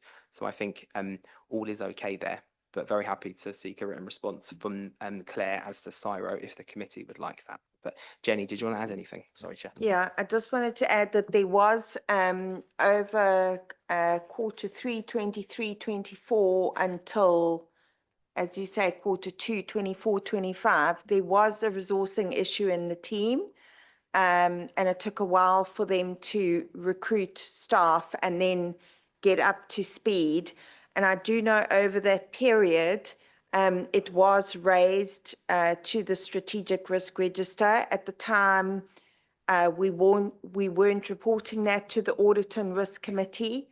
So that's probably why it wasn't seen at Audit and Risk Committee, but I do, because I was contacted with regards to the risk and the risk of us being reported. So senior management were monitoring that at the time, but the resource has now been resolved and it's a fully resourced team. Does that help you, Councillor Bartolomax, with a response? Yeah, thank you very much. I mean, I think if anyone else hasn't got any other comments to make, perhaps we could put forward a comment that we'd like to see generally the reintroduction of some numbers rather than the percentages. We recognise as well as good point, and we recognise this is work in progress. So that is our acknowledgement of that, and thank you for your work on this. And on R8 and R9, I think it would be useful maybe next time to have a little bit of an understanding about average resolution times when we're not hitting those targets. Thank you. Right, should we move on? Thank you very much. Oh, Councillor Bartolomax. R6 and 7, sorry. Say that again. Beg your pardon. Are we going to talk about R6 and R7? Yes. I thought I'd open the floor to any comments on any of it. Do you have comments on that? Yes, Zoe? please. Thanks. Thank you. So, so R6 level 1, that looks fantastic. It really does. And R7 as well, it looks like we're sort of veering out of the red towards the green, and that again looks really good. Just an observation as a councillor, I have multiple constituents who have come to me and asked for help in having their complaints addressed, and it's taken 9 months to get to the point where we seem to be at level 2. So they, escalate, go, ring. No, you're not talking to the right person. Go to this person, and we just, it's like a pinball in a pinball machine. But my observation, other than that, it seems to take forever, is that the modus operandus would seem to be with the more difficult complaints is that the council says, yep, no, we've addressed it, we don't agree with you. And I've got multiple cases at the moment where I've had to go back to the constituents to say, okay, look, they have raised it, it's gone to level 2. They don't think there's anything to acknowledge. There's nothing that they can do now. And again, multiple constituents who say to me, no, that's not good enough. What they did was wrong. They can't just rule that there is no complaint.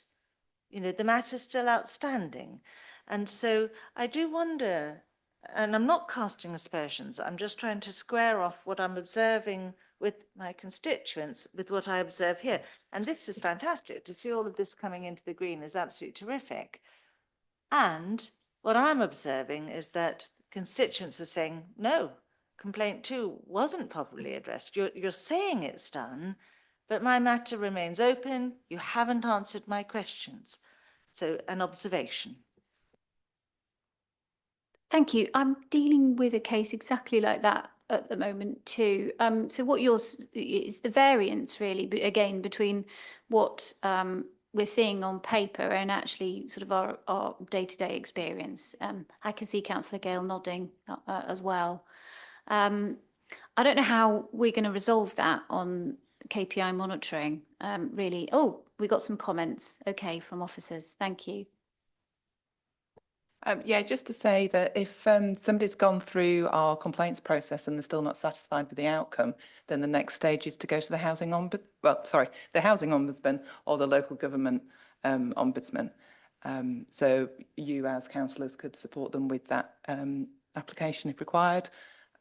So it's what I wanted to say. It's not the end of the process. There is an independent body that would look at anything. If we're saying we've exhausted the complaints process, where we've given our level 2 response, there is that alternative option. That's useful, thank you. Any other comment, anyone? No, okay. Well, let's move on then. Agenda item 10. Pages 131 to 158. Okay, proposed revised overview and scrutiny committee arrangements. Now, I believe Councillor Alex Pollock, sorry, not Councillor, Alex Pollock is here still to introduce the item. Handing over to you. Thank you very much, and no, I'm pleased to report I haven't been elected. So thank you first of all for accommodating my remote attendance this evening. Thank you. I'll try not to cough down the internet at you. This is the 3rd of 4 dates in my world tour of Guildford and Waverley overview and scrutiny committees, and hopefully some of you were at one of the 2 briefings that we offered for scrutiny members on the 15th or the 16th of this month as well, because what we're doing today is a consultation exercise, essentially an internal exercise of listening and gathering feedback from scrutiny on the issues that you've got presented in some detail in your papers, which I am not going to try and set out for you. For time, I certainly will assume you've had a chance to absorb all the detail that's in there. So I think most of you know me. I'm Alex Pollock. I'm the Joint Assistant Director for Democracy and Governance. If you were at the briefings I did on the 15th and 16th, you'll have heard me say that I'm a scrutiny enthusiast. My career, probably if you'd met me 10 or 12 years ago, I'd have been spending more than half of my time running a small team of scrutiny officers and feeling very passionately about it. So this is my comfort zone. I enjoy scrutiny and helping scrutiny work, and looking forward to working more with you as we do some annual report work and some work programming over the coming months. It seems to be a good time to do that with this proposal coming before members as well. So the key things I wanted to point out to you before we have a discussion about it are as follows. First of all, this will be a member decision. So the ultimate decision about the structure of scrutiny committees would be for full council.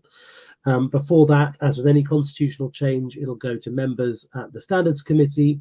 Before that, the Joint Constitution Review Group will have a look at it. The Scrutiny Committee doesn't have decision-making authority over this, or indeed anything, as you're well aware. But clearly, since this is all about how scrutiny operates in this council and in Guildford, it was felt important that we do as much engagement with you as we could on our way to getting to those other member spaces. So that is why we're coming to all 4 scrutiny committees and we ran those briefings. The idea is to give you a chance to feedback on what you can see in those papers, which I want to emphasize is I guess a start for 10, or if you want to call it a straw man, something that we think would work, but we're very much open to feedback on. And I think it'd be useful for me to point out the main feedback that I've had from the 2 overview and scrutiny committees I've already been to with this topic, one of which was in Waverley, one which was in Guildford.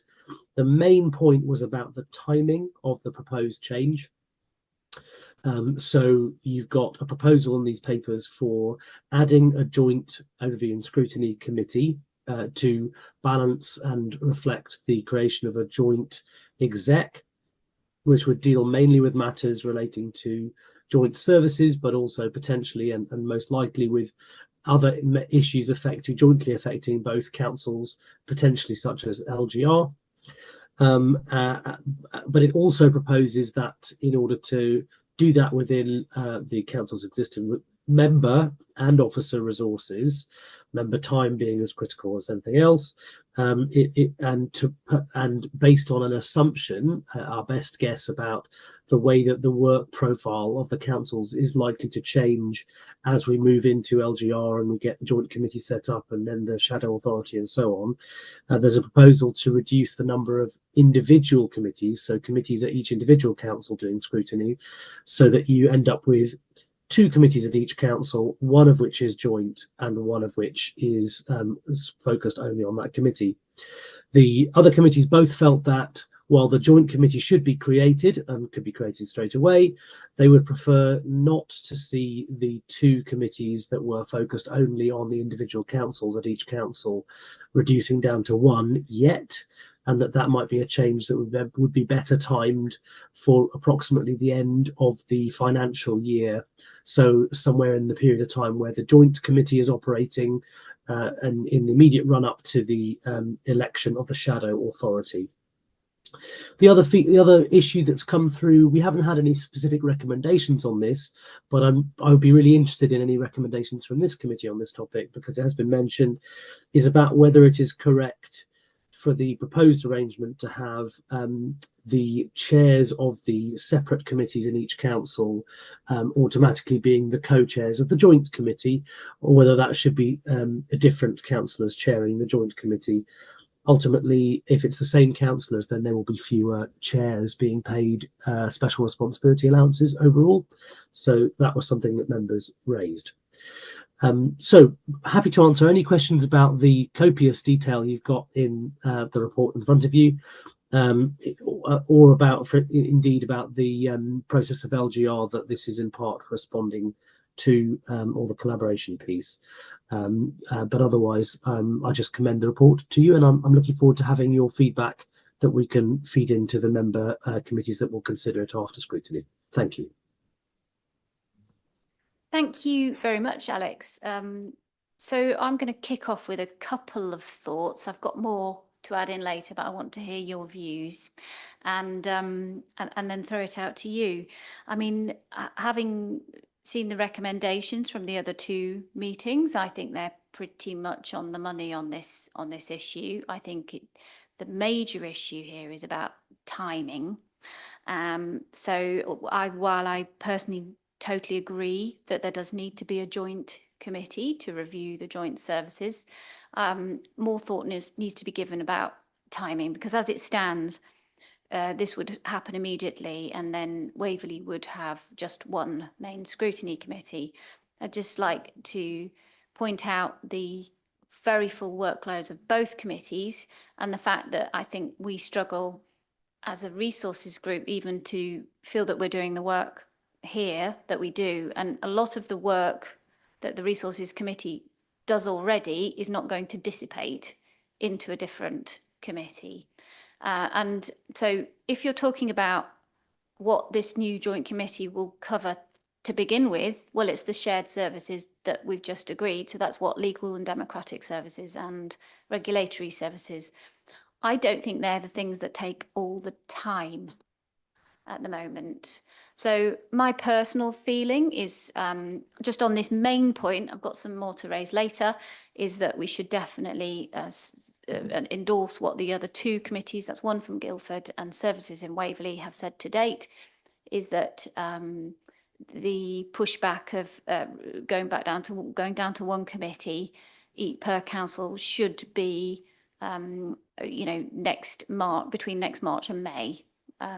So I'm going to pass it over. I've got more to say later. Yeah, thank you. I pretty much agree with what you say, and I agree with the report. There's been a continued movement from individual boroughs to joint services, so this is the way things are moving. We've only got another 18 months before we start a new council, so we've got to get cracking. Look at the two and O&S. The content can be quite fluid. I mean, we're often sometimes stepping on the toes of services. We start getting talking about them and say, hang on, we've got to move back. So I like to look at the whole picture. So we'd have one O&S, and I think that would be a better way of operating. Now, the interesting thing is housing. It's been on 3 different O&Ss. First of all, it's had its own, then it was services, and it was shoved over to us because of time constraints. And then there's a landlord services board. Now, I was wondering how housing ties in with the landlord servicing board. Is there duplication there, or should housing go entirely over the landlord servicing board, or are there problems there? So that's one question about that. On timing, I'm possibly agnostic. I'd like to get cracking straight away, but I don't have a strong view on that. So I would be, someone said, well, let's wait a little while, then I wouldn't be too worried. Yeah, thanks. Thanks very much. Councillor Weldon. Yeah, I think in general terms, I support the principle that it clearly is something that we need to do. My concern is very simple, and that is that we really don't know at this stage how the workload will be divided between the committees, particularly between the joint committees and the 2 local committees.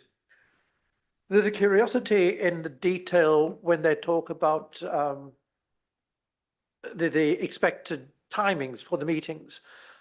And I think that for the joint committee, the proposal is to have 2 or more meetings a year. That's very low, and yet 6 or 7 for the local committees. There's a great disparity there. If that is a reflection of the expected workload, then that's an awful lot of workload to be done by the local committees.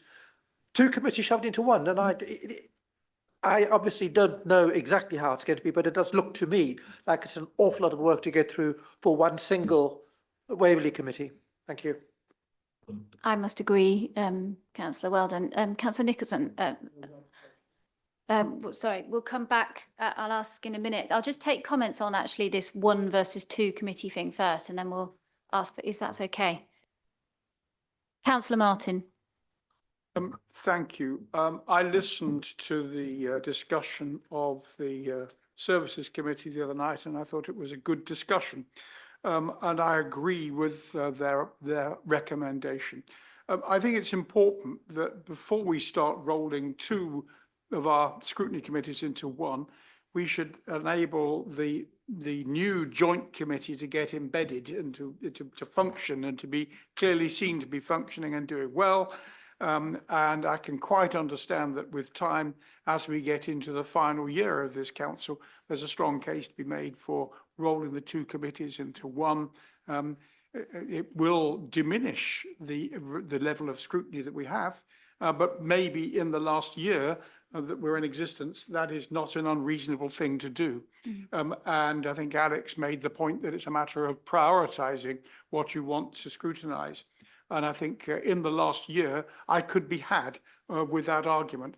But I don't think that the argument that we have is yet strong enough to take out the two committees. So my strong recommendation is that we maintain the two committees that we have, and that we reconstitute things if that's what we want to do at annual council in May, and then move forward for the final year of this council's life. In terms of the chairmanship, I guess you want to take that a little later. Okay, well, thanks. Does anyone have any other comments on just this aspect of the decision? I mean, are we happy to recommend basically what the other two councils have endorsed, that we would like to see it to be revisited? Sorry, the other committees have endorsed. We'd like it to be revisited essentially in May next year. I would recommend that we think that the existing structure of two committees for Waverley, two scrutiny committees for Waverley, continue to the end of this fiscal year, and that any changes be made and put into effect for the last year of this council life. Chris, have you got that to go into a recommendation? Have you got the wording for that? Yeah. Yeah, I'm just popping it together now, but ultimately it will be along the lines of that the committee recommends that the existing OVN scrutiny structure remains until the end of the financial year, and that this be reviewed at annual council. Sorry, may I check, Chair? Is that the existing structure with the addition of a joint committee continues? Yes. And we should make that clear. I think Sorry, that we are supporting the proposal for a joint committee, but we wish to see the existing scrutiny committees continue at least until the end of this fiscal year. I'm happy to support that. I think we're all in agreement on that. Thank you. So let's move on to another bit of the discussion. So I've got I think really, oh, sorry, before we do that, let's talk about this bit about housing versus landlord services advisory board, because I don't know the answer to that myself, and I'd love to. Councillor Martin might have a comment. Well, my comment on that is that the landlord services board is not a scrutiny committee. It's very simple. It's involved with the tenants and it has a lot to do, but it's a sounding board, but it is not a scrutiny committee. It's not empowered to be a scrutiny committee. We are the scrutiny committee. So I don't think you can just take our role out there and roll it into the landlord services board. It doesn't fit, but others may. Thank you. Yeah, I mean, I certainly feel that housing is an area that I feel that since I've joined this committee that we don't do as much as we should anyway. So does that help answer your question anyway? Yes.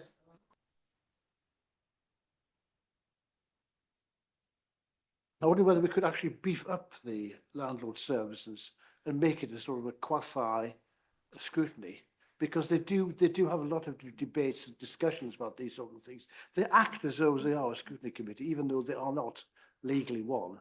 So whether that could be, we could do something like that. Alex, Given that spend a lot of time, they're there 10 or 11 meetings a year. It's a sizable. Thank you. over to Alex. So I haven't had a lot to do with the Landlord Services Advisory Board, but my understanding, oh, and Annalisa might want to come in because she has a lot more to do with it. I've just seen she's in the room. Perhaps Annalisa would like to come in first, but I can happily provide some advice about what is and isn't a scrutiny committee and what the implications of that are. Okay, so the Landlord Services Advisory Board was set up and we knew the new regulation was coming in with the Regulator of Social Housing and the Social Housing Act. What we wanted to do was bring tenants closer to the decision-making process. So they're an advisory board. So it started off as a executive working group, but because there's no end, it's actually now being changed to an advisory board.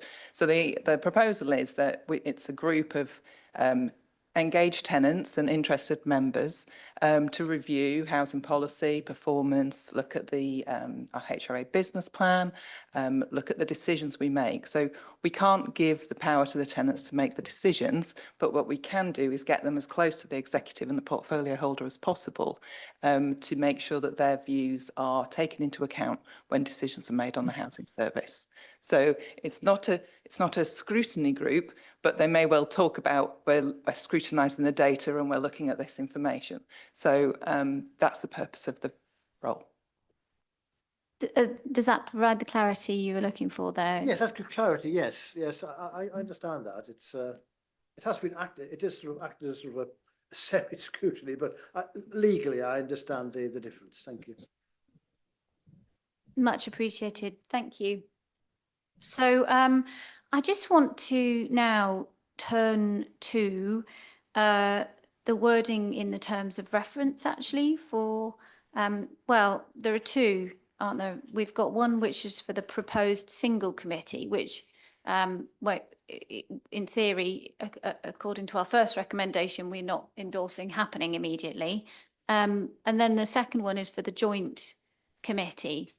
Now, I'm concerned, I think, about firstly, the numbers proposed on the joint committee.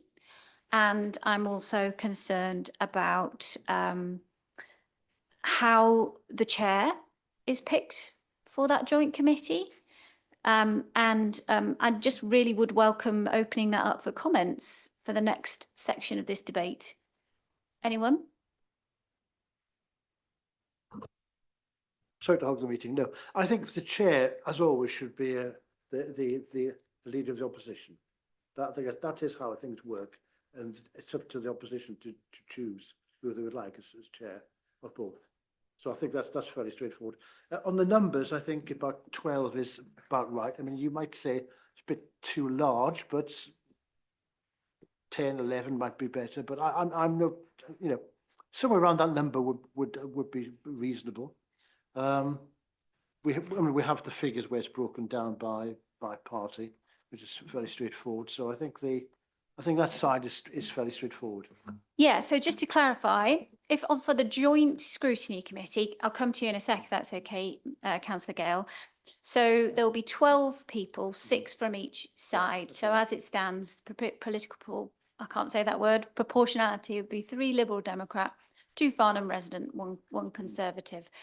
Now, that is what it is, essentially. Yeah, what the joint terms of reference doesn't say is that the the leader of the opposition effectively should pick the chairmanship. Now, I think that decision should be retained with the opposition, as they hold more than 10% of the council seats, and it doesn't say that at the moment. Yeah.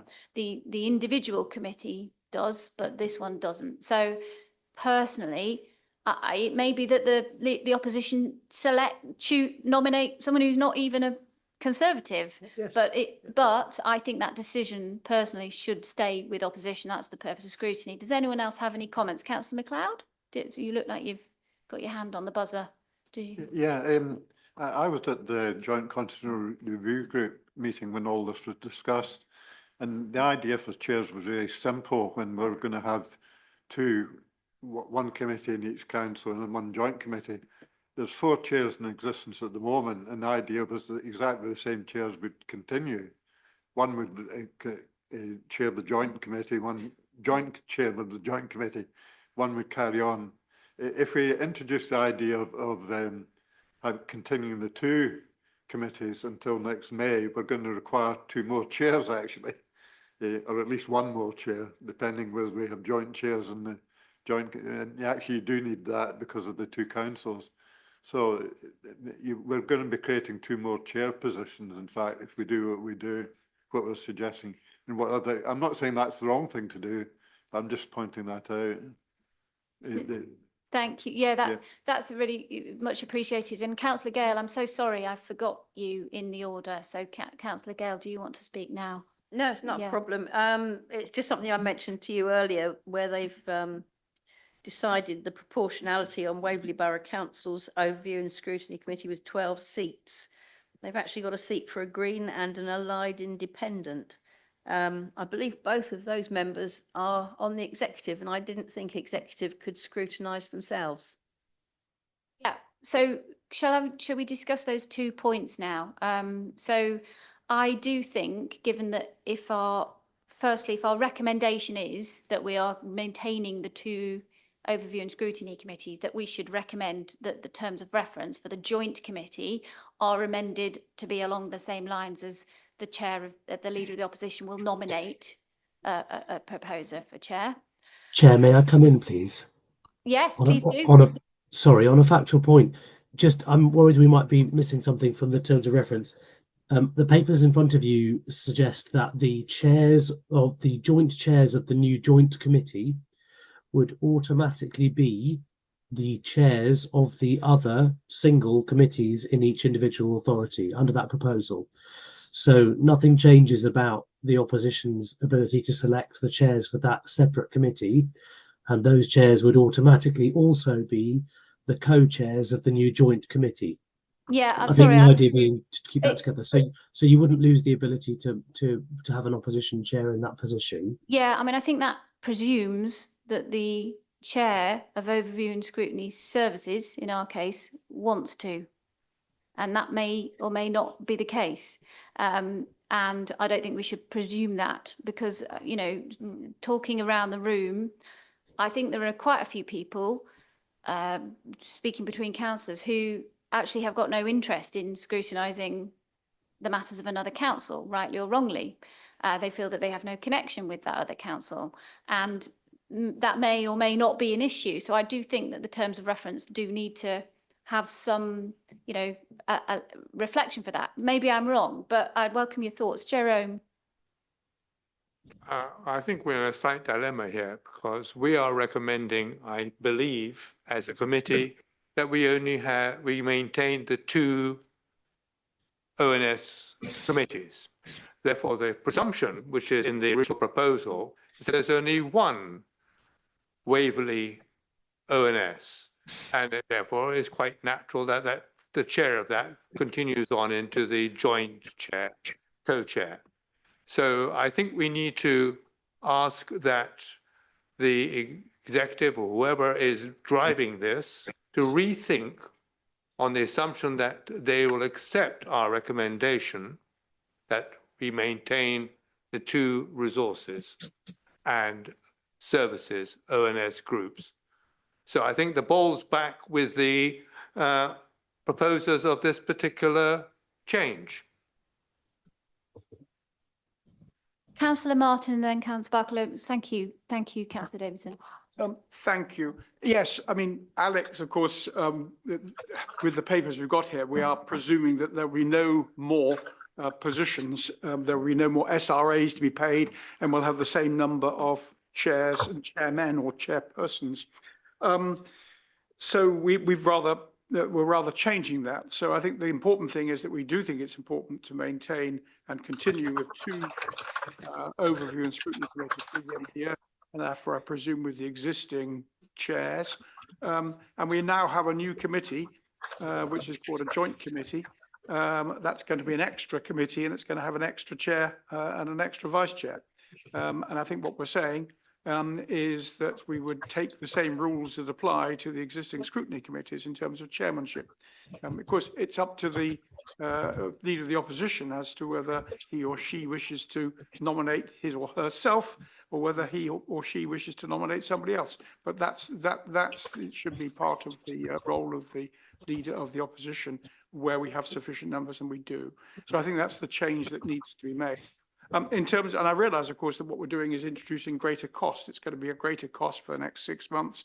I would have thought that that's not a particularly important concern, especially as we had a surplus of 1.4 million last year. So I think a few extra thousand spent on doing this is not going to break the bank. Thank you.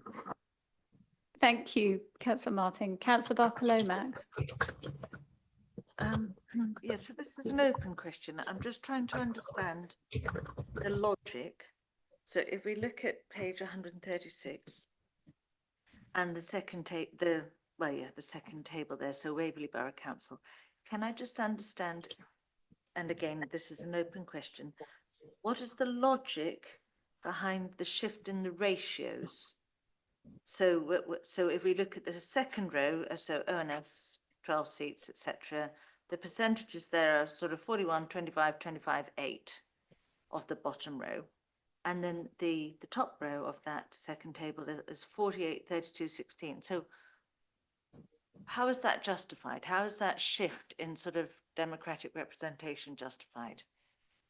Yeah, so can I put that back to you, Alex? And I'd like to ask for some sort of maybe clarity on Maxine's point as well, because it does seem a great shame that the independent groups really don't get a look in at all on it. I mean, I recognise, none of the other overview and scrutiny meetings to date on this item have really discussed the numbers in the committee. And I suppose, maybe Alex can answer Zoe's question, then we can just talk about whether we are actually happy with those numbers. Thank you. Yes, so actually the proportionality piece is one of the bits you have least control over. So as I think members will be well familiar with, it's defined by, I think, the section 15 of the Local Government and Housing Act, and essentially what you've got there is, if you take the proportion of the groups on each council and apply the same ratios between those groups to 6 seats, and obviously you have to round them up or down in a way that's fair to avoid there being arms and legs of councillors from different groups. So you have to have whole people. It simply comes out at the numbers that you've got in the chart there. The reason it doesn't exactly line up as a set of ratios is because you're trying to divide 12 seats or divide 6 seats, and to get whole numbers, you're going to have to slightly massage it one way or another in order to meet whole people. So there's not much flexibility over that. To answer the question about green and aligned independents, the reason for that is that there is a group called the Green and Aligned Independents Group. It has 2 members in it. So the law dictates that they have an entitlement to a proportion of seats. As you can see on this one, they don't have any entitlement to seats on the joint committee because there are too few of them. So it doesn't add up to enough of a percentage of 6 people to become a whole person, but they do have a seat assigned to them on the Overview and Scrutiny Committee at Waverley. And as you'll be aware, the approach that's been taken to that is that the group, because it can't appoint any members of its own group onto that committee because they're all in the executive, has appointed a member of another group onto the committee, which they're entitled to do under the legislation. It's unusual, but is perfectly entitled.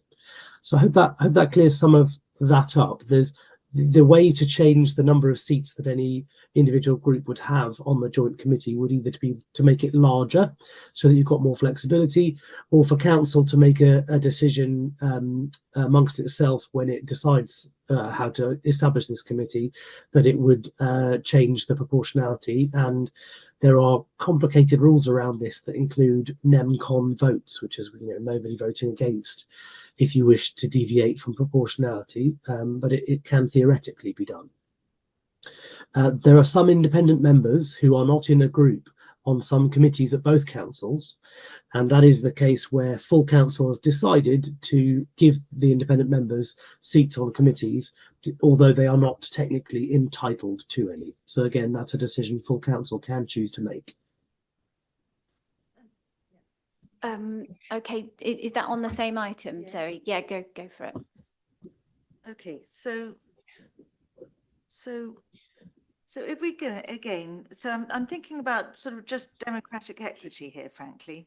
So currently, Farnham residents have 3, Conservatives have 3, Independents 1, Lib Dems 5. And then if you were to halve those, then, and I know this is a theoretical exercise, Independents would have half, Conservatives 1.5, Farnham's 1.5, Lib Dems 2.5. And what's been done here is that you've rounded up the ones in power and you've rounded down the ones in opposition. And what I would ask is that the right thing to do when the ones in opposition are more likely to scrutinise? It seems to me what we're doing there is weakening democratic scrutiny. Thank you, Zoe, because this does lead on to an issue I sort of had in that you've got a joint scrutiny committee with, I don't know how many, is it 6 Liberal Democrats on it and maybe 2 Conservatives. And it with the current proviso that basically the group may nominate the chair, you lose all ability to have any scrutiny, well, in theory, at arm's length at all, because you end up potentially with the situation that a Liberal Democrat chair will be scrutinising a Liberal Democrat administration in both cases. So that's really the reason why I do think that we do need to, I recognise your point, Zoe, but that we do need to at least ensure that the chair is nominated by the opposition. I get that we can't do much on the proportionality, but we can do it on the chairmanship. I just want to keep, we do need to keep going, don't we? Because I'm just seeing the time. May I respond just because there was some significant Yes, go for it. issues with the maths there. Sorry. So first of all, I want to emphasise I don't think there's anything about this proposal that was intended to lead to there being anything other than an opposition chair chairing the scrutiny committee. So I think it's useful for you to express that, but I think what you're expressing is certainly in the spirit of what's being proposed. Definitely no change in terms of how that was intended to work was in the minds of those of us putting this together. In terms of the numbers, Councillor Barker-Lomax, there's 2 issues. The first is we're not calculating the proportionality on the joint committee by halving the proportionality on the other committee. Both proportionalities are the best approximation of the overall ratio between group sizes amongst the 48 councillors or 50 councillors, sorry, when you then apply that to 12 seats. Both are an approximation of that, done separately. So it's not that you would halve the 12 and get to the 6. The second thing is that, and I guess I refer you back to the full paper on this at your annual meeting about proportionality, where it sets this out in more detail. But the proportionality on any individual committee is subject to balancing overall proportionality on all the committees added up together. So while this gives you an indication, when it came to a council meeting where you were appointing a new, setting up a new committee and allocating seats, you would be looking at the overall allocation across all committee seats, and you would find that most committees of the council are not exactly proportionate because each one has to be balanced one way or another in order to make the overall proportionality add up. It's just a set of algorithms that we apply to the overall committees and the individual ones that spits out the numbers that you were then obliged to respect. That I think that's. Oh, Zoe's got one final comment, and then I'm going to push forward some recommendations because we need to. I have a bathroom break if nothing else. Thank you. Totally respect that.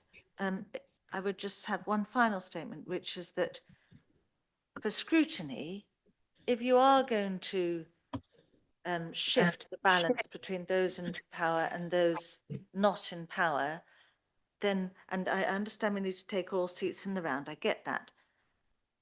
One should apply to the algorithm the fact that the opposition should be more represented on the scrutiny committees. You know, licensing is more anodyne. It doesn't have so much impact, whereas scrutiny does have a real impact. And so, and I've just joined licensing, so there's no offence in saying that, but it does matter that the opposition can scrutinise with enough numbers to have any say in the matter, to have any say in the votes, because, you know, we don't have any real say in the full council because of the way it's so tribal. But in scrutiny, we should have enough numbers for it to really matter. And so then I would just argue that the algorithm should be such that you round up the opposition on scrutiny and then round down on the other committees. I totally get you. I don't think we're going to resolve this tonight.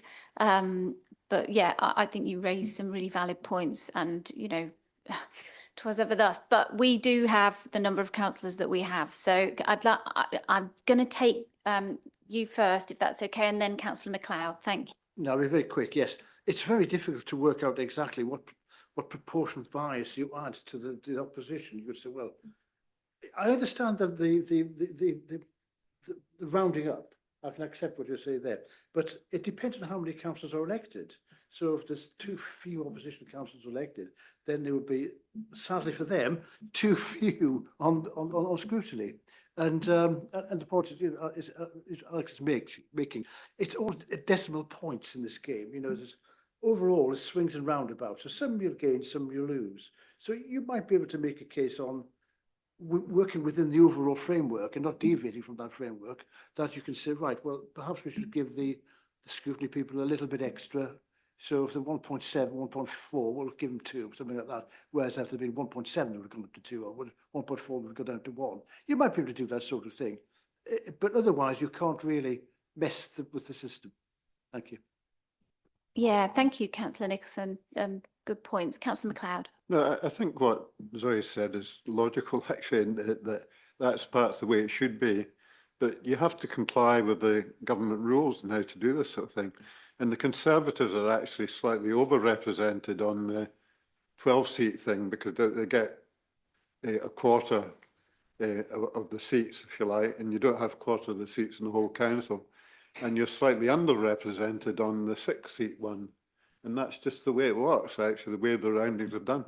You're not allowed to do anything different from this. It might be nice if we could and have a different algorithm for scrutiny committees from, say, the Standards Committee or the Licensing Committee or what have you. But you're not allowed to do that. Yeah, the rules are set and how the way these calculations are carried out. You can't do anything other than that. That's just a fact, I'm afraid.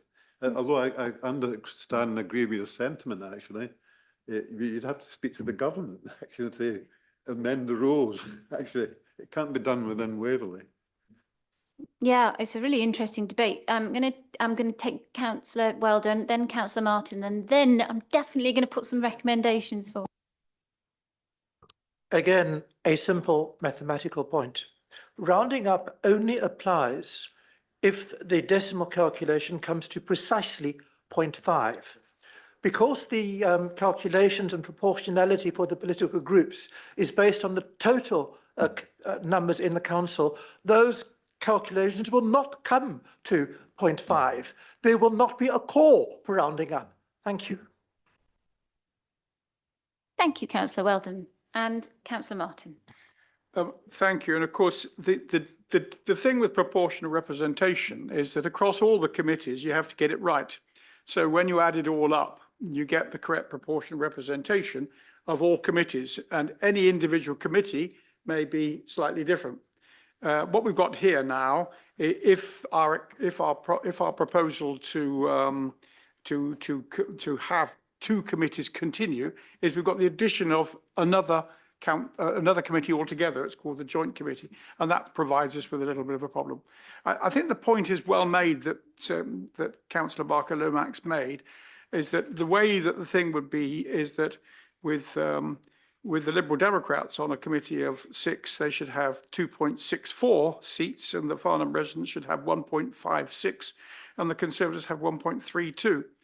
Between the two of them, the Liberal Democrats and Farnham residents ought to net down to, in my view, to 4. But you know, it's a very difficult balancing act. I think we should throw it back to Alex and say, could you have a rethink about that?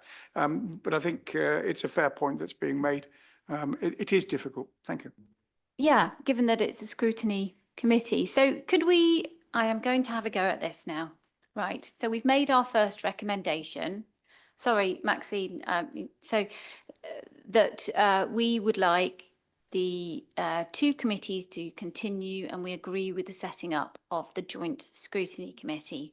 I think our next sort of key point is that agenda item Appendix 4, the just single overview and scrutiny committee. I mean, that's basically redundant on that basis at the moment. It may. In principle, I'm happy with the terms of reference of Appendix 4, but only when a single committee is set up. The existing 2 committees should continue on the terms of reference that they existing. Are we all in agreement with that? Agreed. The next bit is that Appendix 5, point 5, we would like the wording to be amended to 3.4 of Appendix 4. So, subject to the number of opposition members on the total council exceeding of each council exceeding 10% of the overall membership, the chair of the joint overview and scrutiny committee shall be nominated by the principal opposition group. The vice chair of the overview and scrutiny committee will not usually be from the same political party group as the chair. Are we happy to agree with that recommendation? Yeah. Apart from that, sadly, there's nothing apparently we can do apart from a horse deal at some point, possibly on independent members. And I'm sensing that we are generally happy with the numbers on the proposed joint committee of 12, 6 from Waverley, 6 from Guildford. Is that all agreed? Maxine, I think you had a point, so I'll let you just come back quickly. I'm sorry, can I just ask one question? If the aligned Greens and Independents can nominate just anybody, if they nominate a Liberal Democrat in this case, then it would be really top heavy on scrutinising. So I wonder, is there anything, Alex might tell us, is there anything to stop them doing that? Yeah, I mean, that's a good question. Following on from that, could we add in or beef up some wording that in the event the leading the party in power has the gift of it, then it should be given preference to the independent members or something like that.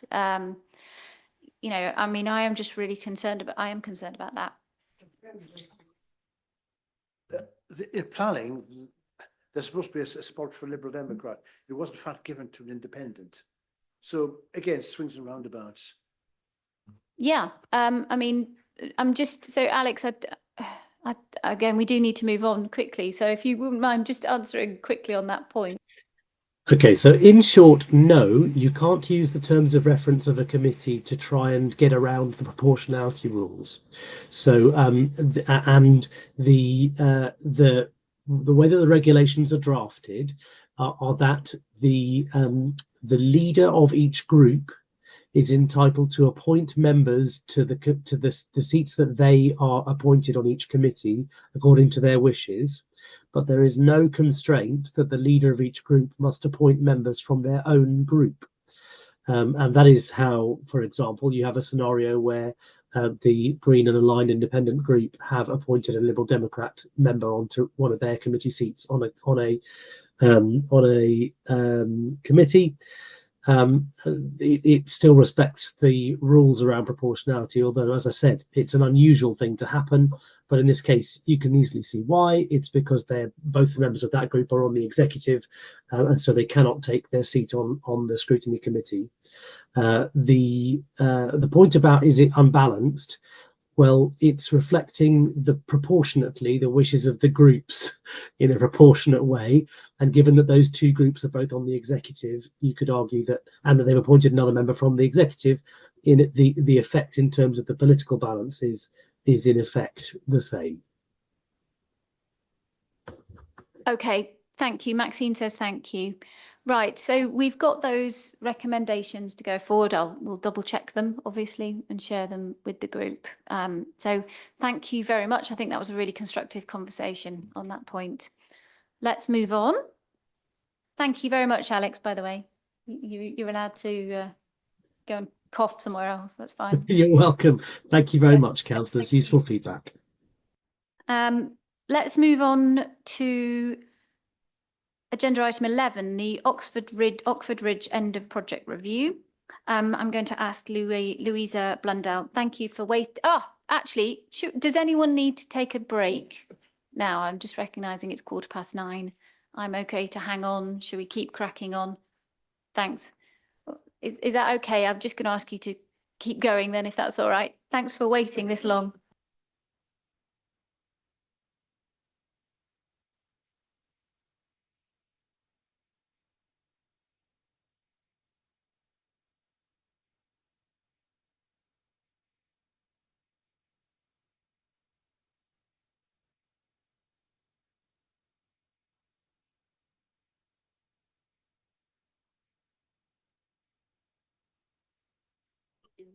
Thank you. So this evening, I'm just going to give a presentation as per your information in the agenda pack for the meeting on the deep retrofit green technology pilot that we've undertaken up at Oxford Ridge. I am just going to run through a number of key points as per set out on the slides, some background objectives, the delivery, what we did, finance, achievements and successes, photographs, and then happy to answer any questions. So the project aim was to take 7 1930s homes and undertake a whole house deep retrofit and inclusion of green technology to deliver affordable and energy efficient homes, taking an enhanced fabric first approach and replacing gas boilers with green renewable energy sources. I'm not going to read all these objectives out, but within the committee report considered in March 23, we set out what the objectives of the project were, and I hope through this presentation we can demonstrate that we've achieved those objectives.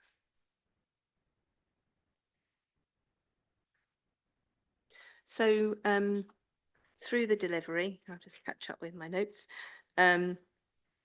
We undertook a sustainability feasibility report, which was commissioned and looked at how to improve the energy performance of these 1930s properties, with the principles of looking at being lean, which is to decrease the use of energy, being clean, which is looking at how the energy is supplied and the efficiency of it, and then being green, looking at renewable energy sources. So the measures as set out on the slide were to take back the property right back to the walls, brick and block work, and then we did undertake some reconfiguration work on some of the properties, and then we also had been successful in securing a planning consent for the addition of a ground floor bedroom and wet room on one of the properties to provide adapted accommodation for somebody in a wheelchair and to meet their housing need. The homes were rewired, replastered, new floor insulation, loft insulation, and then one of the new elements that we've delivered as part of this pilot is to introduce external insulation through the inclusion of mineral wool insulation and then render on top of a render board. And that process and external insulation was A1 fire rated, so the fire risk associated with the addition of that render and insulation was low. We also included, beyond insulation, the provision of air source heat pumps, and the heat pump that we chose used a refrigerant which had a reduced global warming impact. So we were mindful of the refrigerant we used and which air source heat pump we used that gave us that provision. We also included whole house mechanical ventilation and heat recovery, so that helped with the performance of the building and remove the moist air and therefore reduce the damp and mould risk within the property.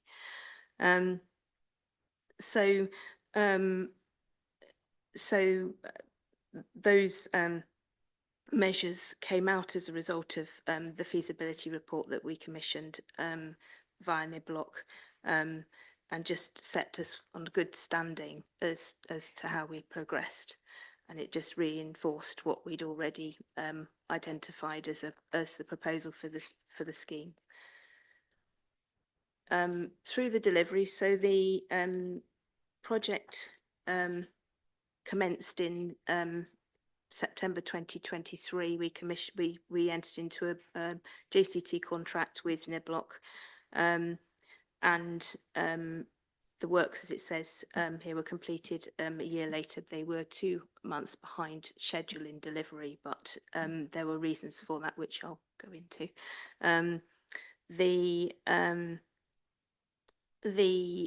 Just for the position update, we've just completed the final defects inspections after the 1 year defects period, and I'm pleased to report that the number of defects found were fairly minimal. So by the end of this week, they will all be completed, and we will have a final meeting with NIBLOC just to wrap up the project. So in terms of delivery, we had used a document which we developed as a golden thread based on the principles of the Building Safety Act, and looked at tracked the decisions that we made and incorporated the risk management in that tracker.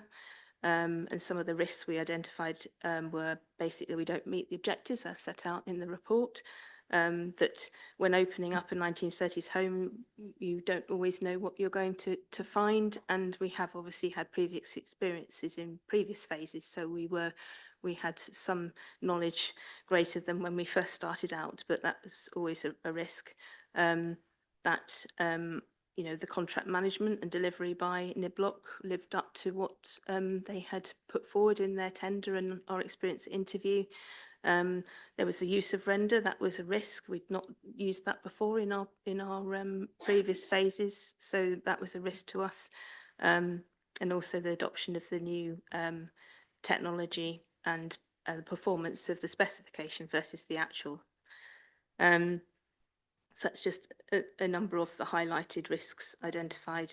In terms of contract and contractor management, we feel that the contractor has performed well, and the site manager managed effectively 7 small sites across an estate, a residential estate. We didn't receive 1 complaint in the whole period that they were working up at Oxford Ridge. We also had critical elements in relation to, we were working in semi-detached properties where the other party to that party wall was actually owner-occupier. So we had risks there, and the contractor managed that relationship positively. And as it was the 5th refurbishment phase we'd done, from experience, that was critical to our success in terms of the engagement with the community and the complexity of delivering a refurbishment with properties that were occupied next door. And as I'll move on to, it was delivered within budget, and also we didn't have any issues with regard to health and safety that were reported. So and in terms of contract management, as I said, we were entered into a JC2 contract, and the management of that contract was through the terms of that contract. And as it'll come later in the finance section, we had some variations, and those were managed through that contract variation process. And they were scrutinised by our EA and quantity surveyor before signing them off as variations to the contract. We have completed a lessons learned workshop as a result of when we concluded the period of practical completion. Oh, we've gone on to the next slide, sorry. Going the wrong way, aren't I? Sorry, typical. There we go, sorry. So we did complete a lessons learned workshop, and a number of elements were identified as things that we could learn. So we had a pre-contract stage with NIBLOC, and we felt that we could probably have held some design team meetings in that pre-contract phase. We've learnt from delivery of the external wall installation. We used a brand called K-Rend, and I think you'll see in the photographs coming later that the product and the finish of that system is very has come out well, and I think we will be in a position where as and when we do any further retrofits that we could actually specify that product because of the way that it's performed. And again, that could be a standard detail, and there are other standard details that we could specify as a result of the pilot. And another area was maybe we could have a greater earlier engagement with building control. Just we engage with planning through planning, but we could do that with building control.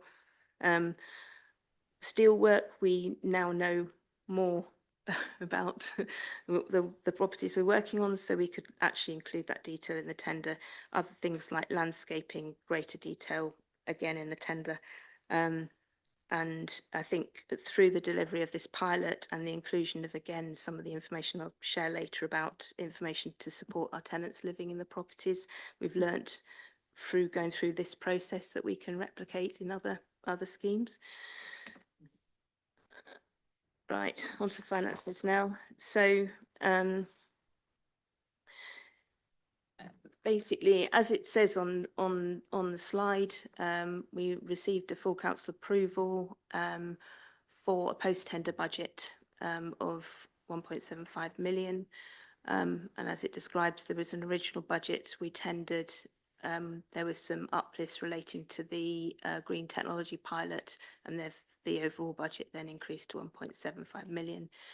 We have completed a final account process, and we expect that the underspend on that £1.76 million budget will be £108,000. Yeah, so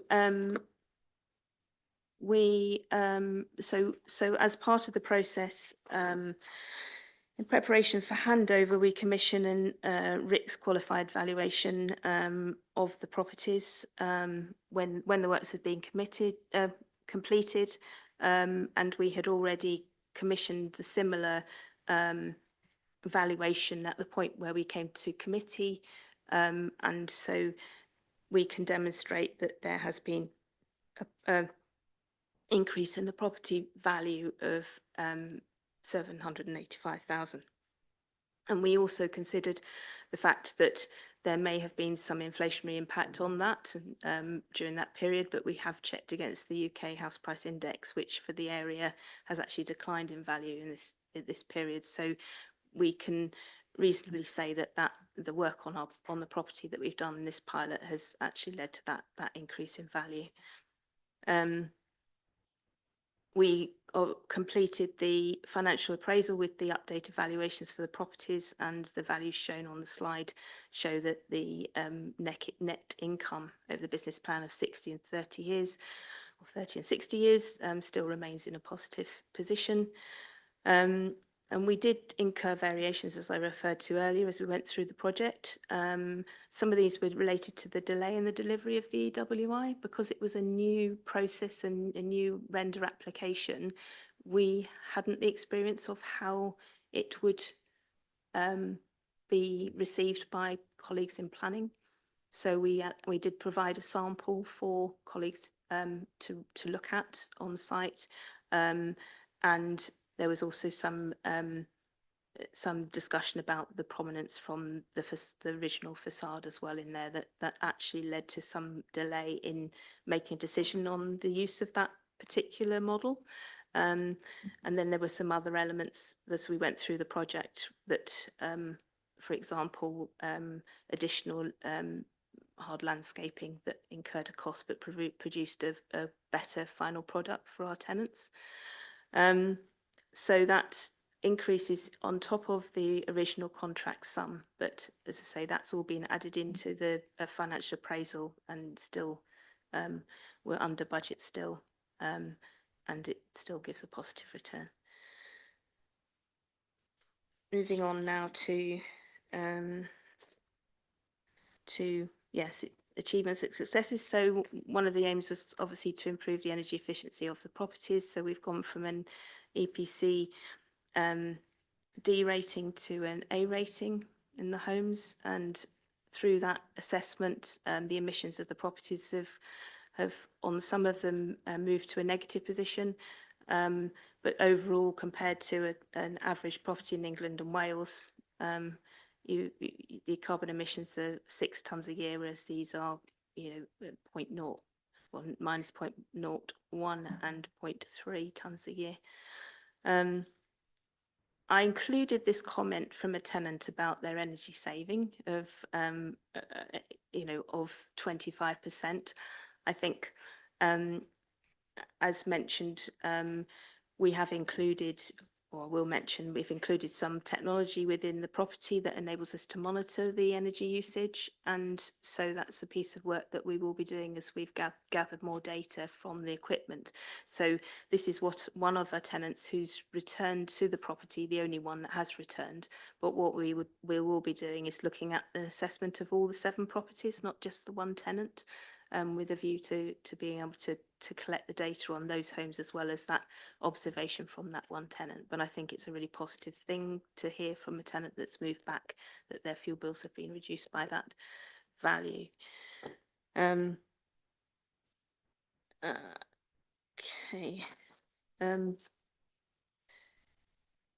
Yes, so just reflecting a little bit more about on the objectives and the achievements and successes. So we've actually learnt through doing now. So we undertook the pilot. It's enabled us to learn. It's enabled us to identify areas of potential cost reduction and also the replicability, if that's the right word, so that we can actually do this again on other properties. And we have used the pilot at Oxford Ridge to provide a business case and evidence for bidding for funding for additional Wave 2 Social Housing Decarbonisation Fund, thank you, which has enabled us to improve 59 further households and then a further Wave 3 funding of successful Wave 3 funding of 2 million, which will be worked to another 270 homes over the next 3 years. So the pilot has helped to inform those bids and therefore hope I believe success in securing them. As mentioned before, we've delivered the deep retrofit under budget and we've actually maximised the value of the asset owned by the council. I think in terms of sharing our successes, we had the social housing regulator inspection and the Oxford Ridge pilot was one of the elements of successes that we shared with the regulator. We've also had a visit from MHCLG, one of the deputy directors, and obviously sharing with external stakeholders. We have also used the pilot and the Wave 2 and 3 funding, the improvements to actually so let's rewind that again. Sorry. So in the summer there was a consultation on the Decent Home Standard and the new energy efficiency standard that's potentially coming through. And so the work on the pilots is just helping us work towards meeting those standards should they become confirmed. They're yet to be confirmed, but it's just helping in our learning in that respect. And in terms of sharing our successes with others, we have only just completed the end of defects period. We have, as I say, got learning to be taken from information shared on the switchy equipment that's in the back office, and that we will be using that information and then contacting others that have undertaken similar schemes. I would just add that we have, prior to commencing this scheme, contacted Raven Housing Trust, who were at the time undertaking a pilot of further 10 homes, just to understand their learning so far, because they hadn't actually delivered the scheme. They were in just a little bit ahead of us. So I did actually contact them to just understand what they were doing as well in terms of a principle in a whole house retrofit. That's that. So yeah, resident handover advice, training and satisfaction. This was great. We moved 7 tenants into their new homes. We'd provided training for some of those known tenants through the visiting Dakin trailer that provided the Essos heat pumps, and some of you, the councillors present here, may have actually attended that trailer and had some provision of an oversight into how they operate. some of our tenants attended and staff were invited too. And then from a specific tenant induction, Housing Development went with our colleagues in housing management to the sign up so that we could talk the residents through the property. And then we'd also prepared an updated and more pictorial home user guide and a digital walkthrough, which walked through the property. I don't know whether people have actually clicked on the link and watched it, but it's there on YouTube if you wish to do that. And basically we commissioned somebody to walk through the property and explain the equipment, which will be available to future tenants as well. And then there's a separate video about the switching monitor, which is effectively the thermostat in the property, and it just helps them understand how to operate it. And in terms of our further follow-up, we will be commissioning an independent survey of the 7 tenants to understand their experience of living in the home as well. Now we've reached that defect period, but just to say from a perspective of our engagement with them through that defect period, and now as we've wrapped up the final remediation of defects, overall the feedback from tenants has been very positive, but we want to undertake an independent review of that, and so we will be doing that now we've come to the defect end of defects.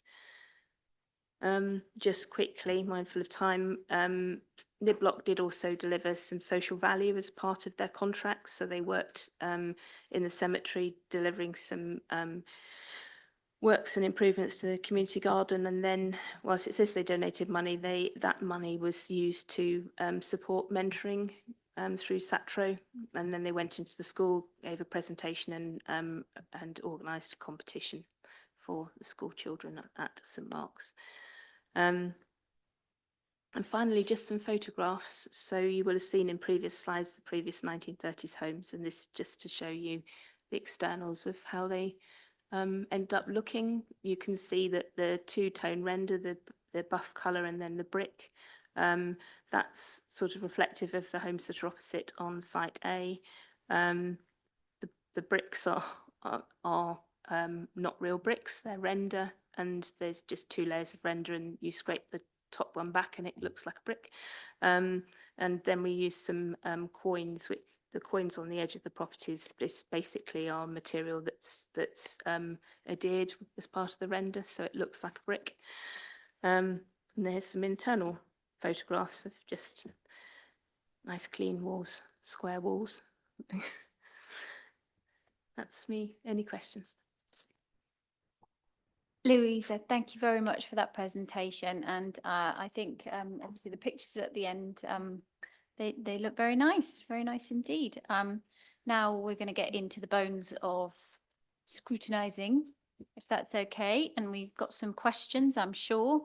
I've got a few comments, but I think I'm just going to kick off with, I don't get the finance numbers. Could you confirm? So the budget was 981, an additional 784 takes you to 1.76 million.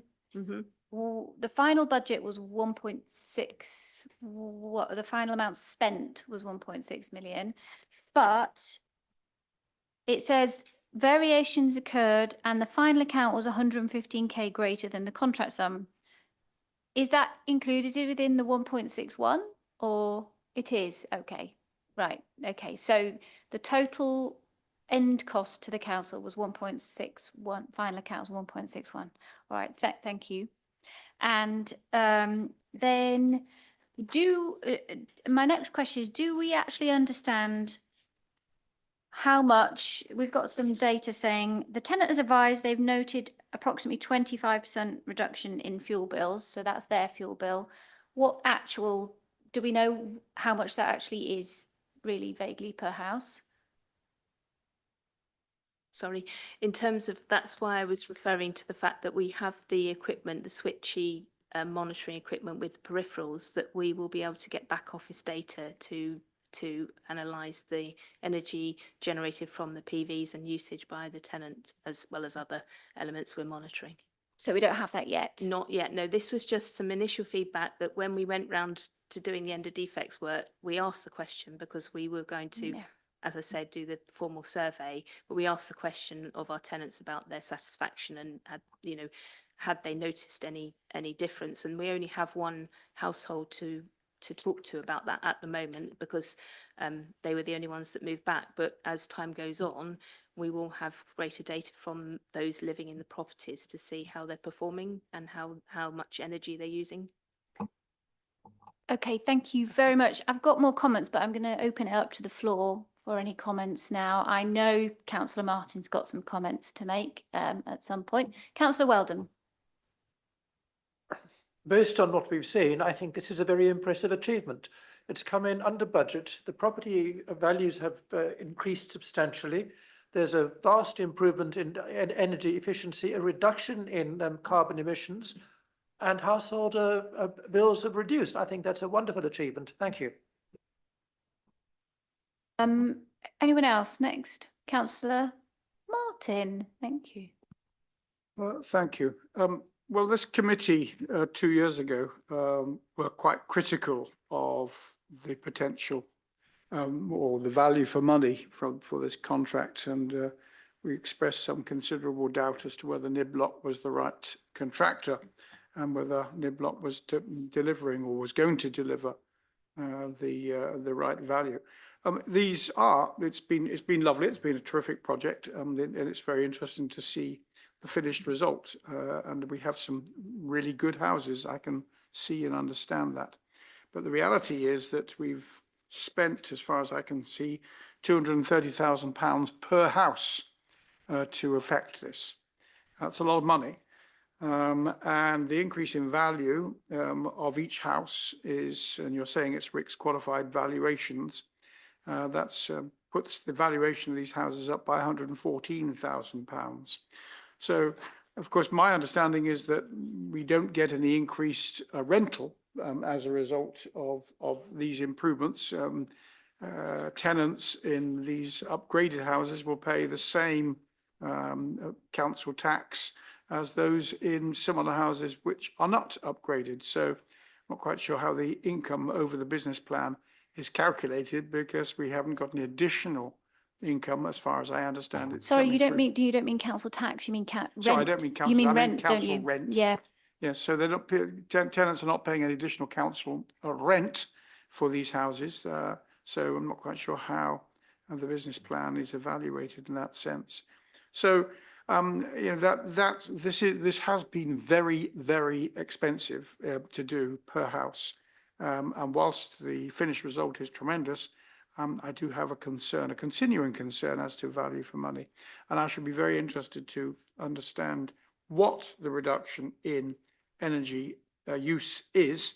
If we're saving 6 tonnes of carbon emissions a year, and we're down to 0.1 or around about 0 in terms of energy or carbon emissions, I think there ought to be some more substantial savings than we're seeing on the initial figures so far. So my concern is that we've spent a lot of money, and this is taxpayers' money and money of the tenants. And have we got real value for money arising from all of this? My next point, the other point I want to make is, where do we go from here? You mentioned that it'll enable us to have a better business case for bidding for other work. As far as I can see, the other work that we've bid for is to improve 59 houses and perhaps a further 270. But that won't get us to the energy rating A. It'll get us to energy rating C. So just what have we got out of this? Yes, we can make a house up to energy rating A, but it's far too expensive to apply to any other houses. Could we not have looked at what other local authorities have done to see what they had done, and was this experiment really necessary? It's being a little bit negative, but it's just cost a great deal of money, and I do wonder whether we've got value for money, even though we have some greatly improved houses. Thank you.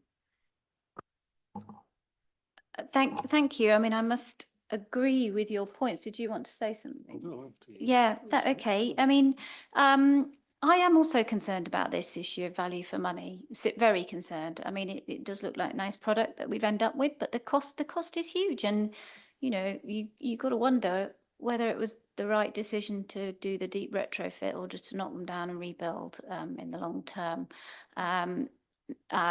So I'm a bit concerned about the cost of the budget, really, because maybe the spec was higher. It sounds like it was, but an additional 784k was spent. It says inflationary pressures and construction cost uplifts impacted on the value of the works. Well, if you apply the cost of construction index from those two time periods, Feb 2022 to the 21st of March 2023, which was 15.3% at the time, so just a little bit over that.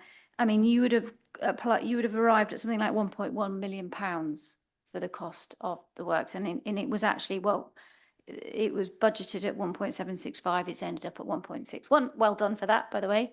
I'm just, you know, one does have to wonder. I mean, I understand apparently we didn't go with the cheaper, or there was quite some variance between the different bids received for the work, substantially. And, you know, you've got to wonder, really, you know, delivering social value is very nice. It's great. But, you know, the council could have directly donated money to SATRO and, you know, directly made successful contributions in social value. I'm sorry, you know, building houses is building houses, you know. We're looking at value to the taxpayer. So I'm afraid I personally don't place that much stock in a contractor going out and doing the social value bit. I mean, I could go and do that. So that's my comments on it. Does anyone else? Graham, you had some comments. Councillor Austin, as usual, said exactly what I was thinking. My background's construction, so I feel everything, and I feel your pain on this. I mean, and congratulations to the team and everybody involved in this. It's not a straightforward thing to do. It's a very difficult thing to do, and it's certainly a very difficult thing to make the books balance. And you know, I know that. I suppose, as part of the learning process, and one of the questions I've got, can you tell me, are we able to recover all the VAT? Do we pay VAT on any of this? Yeah, we would have done. We will have paid VAT. Does anybody know? It's not new. Yes and yes. Yes and yes. Yes. I saw some local authorities on certain things. I think. On certain things, but no, we've fully so recovered we've paid the VAT. Yes. So it's up front. Yeah. It's, I mean, it's just really trying to get the figures right for future projects going through and knowing. I'm picking up on the net income over business plan, 30 years, and then over 60 years. So, I mean, effectively, their houses have been, they've been repurposed, they've been fully renovated, and as it says, it definitely is an in-depth renovation. But my immediate feeling as well, in terms of payback, if that's really what we're looking at, it's not terribly impressive. I mean, obviously we have to recognise that the running costs will be greatly reduced. But you know, when you look at something, you say, if we're going to spend this sort of money, how long will it take us to get that money back? And it doesn't look that impressive to me. Does anybody, any of the officers? Yeah, I think probably coming back on your points as well as Councillor Martin's. So there is an impact on the rent that we will receive. So the social rent as well as affordable rent in a lot of the cases for these properties is calculated on the valuation. So the valuation increases, the rent increases. So affordable rent's at market rent, the market rent will increase depending on the property. So we absolutely have seen an increase in the rental income from these properties, probably at around 30k per year. So payback period, it probably take you the life of the asset to regain that money in. So over 30 years, you get an additional £1 million in the business plan, 2 million over 60 years over the life of the asset. So it would take a long time to recover, and I don't think that was the case of why we did this in terms of payback, but those are the sort of numbers that we're looking at, about 30k per year. And I'm sure it was a slip of the tongue, but just to confirm, no taxpayer money went into paying for these. It's purely rent payers. So I just got to clarify that. Yeah. I mean, yeah. I mean, finally, I mean, I guess the intent of this would be to do some sort of rollout. We want to actually improve the stock widely, and I understand this exercise. You'll obviously come down to the various components of the exercise and say, well, that's not cost effective to do that, but it's cost effective to do this. And I noticed there are things being incorporated like voltaics. I mean, there are direct benefits of voltaics, improving the insulation, although the cost of actually getting that insulation in is horrendous, you know, in terms of what you've got to do it. The other thing I was going to, just one last point on a technically, was the tiling replaced? Was any work done to the roofs as part of the project? No, we had survey information that said that the roofs were sound. So they were sound, yeah. And the same thing with the damp-proof courses, they were all checked and that was established, and there was no movement on the foundations, presumably, and so on. So, yeah, I mean, that's all clear. Yeah, I mean, you know, I mean, congratulations with the project, but dare I say, if it was in the private sector, it just wouldn't have happened. But we're not in the private sector. We're looking at our own stock and we're looking to improve it. So I totally understand that. Thank you. Thank you. Thanks very much, Councillor. I mean, I think there's nothing to decry from the work that I know the team have done. It's absolutely no criticism of that, but our job is to scrutinise, isn't it? And I have to. You know, I think that's the point, isn't it? Anyone can make anything work on a 30-year cash flow or a 60-year cash flow. It may not be directly taxpayers' money, but as a council, we are responsible for the responsible management of that money. And I have concerns. I have concerns about the contractor that was awarded. I mean, would I have made that decision if it was me on that site?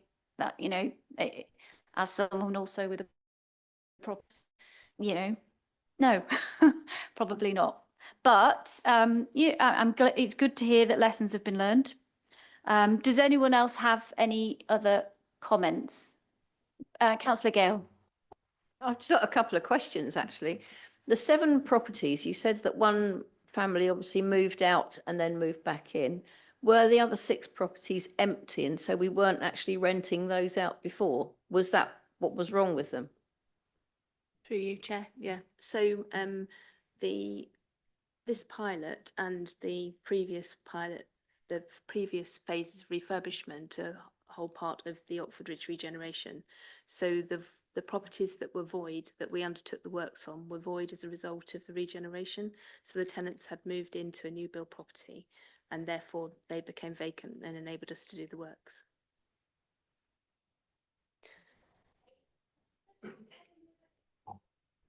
Does anyone else have? Thank you, Councillor MacLeod.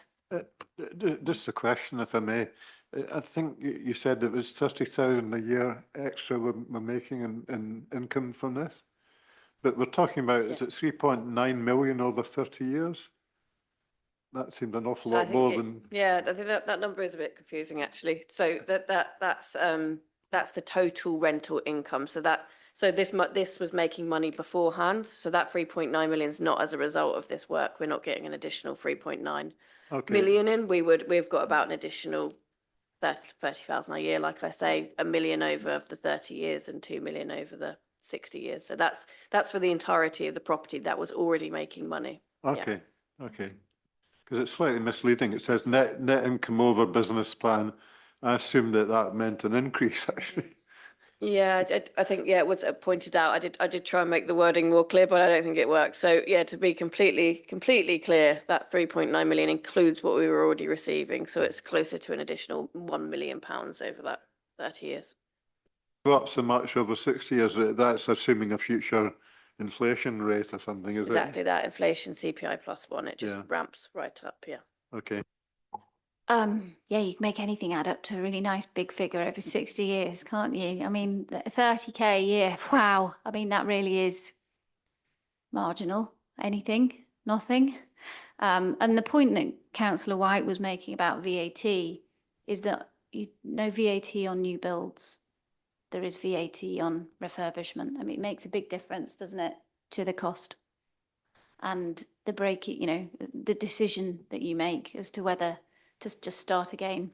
So do you want to make, yeah? I just want to clarify on VAT, that we reclaim VAT. So it doesn't make an impact to us in terms, I just want to make that clear in terms of new build versus refurbishment. It wouldn't make the same impact it might to private sector, to us in the local authority. That's very useful. Yeah. Thank you very much. And Ezra, thank you. Yeah, if I may, Chair. So thank you to the committee for the excellent questions and the depth of the scrutiny. Just a couple of reflections, if I may, and I'll just ask Abby to add to it.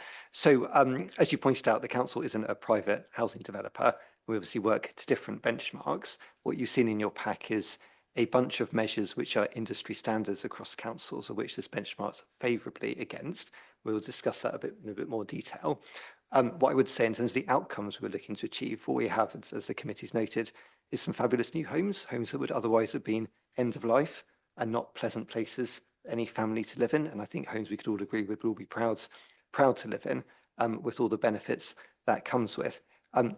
The final point to make, of course, this was a pilot, and the whole point of doing it was to learn lessons. And it's a really important part of this process to bring these lessons back to the committee. And thank you to the committee for the scrutiny you've given this, which is appropriate and helped improve our understanding of the scheme and where we can improve in the future.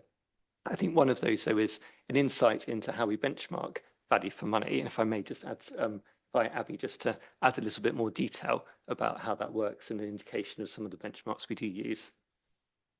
I'm so sorry, Abby, just before, it's 10 o'clock, so I have to do that thing where I ask if you're all prepared to just keep on going for a little bit longer.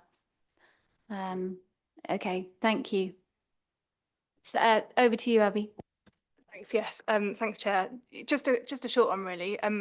Acutely mindful of kind of the ongoing conversations that we have around viability and how we're kind of appraising schemes. So one of the pieces of work we're looking to bring forward is essentially like a hurdle rate policy, which is used as an initial kind of benchmarking against which we can appraise schemes. That's not to say that it's kind of a like be all and end all, but it's initial crude assessment against which we appraise. And as Ezra's kind of indicated, it looks on the basis of which other housing providers and local authorities appraise schemes. So hopefully that will be something that the committee will be interested in and be happy to comment on in due course. Absolutely very keen to hear all about that. Yes, please, definitely. Thank you for your comments and appreciate that. I think that was constructive discussion. Does anyone have anything else to add? Should we move on? Thank you very much. Thank you, Louisa, for that presentation. Thank you. Right, 69 High Street. We're going to get a verbal update on this. I want to, if at all, we have had this on the committee work program since 2023 as a request for an update. I'm clueless as to why it hasn't happened yet, but I did ask for a proper written update. I would still like that, I think. I'm seeing nods from the committee. But in the meantime, we would like a brief verbal update. Abby, thank you very much. Chair, if I may, I'm just going to briefly introduce the item and then hand over to Debbie. So thank you for having this on the agenda this evening. We're pleased to give an update on the project. Just want to note and agree with your comments, and we'd be very happy to follow up with a full written update on the project to the committee after this, but we're here to answer your questions also this evening. So I'll hand over to Debbie to give a brief introduction. A slight technical malfunction at the moment. Chris, are you able to kick Louisa out in the nicest possible way so that we can...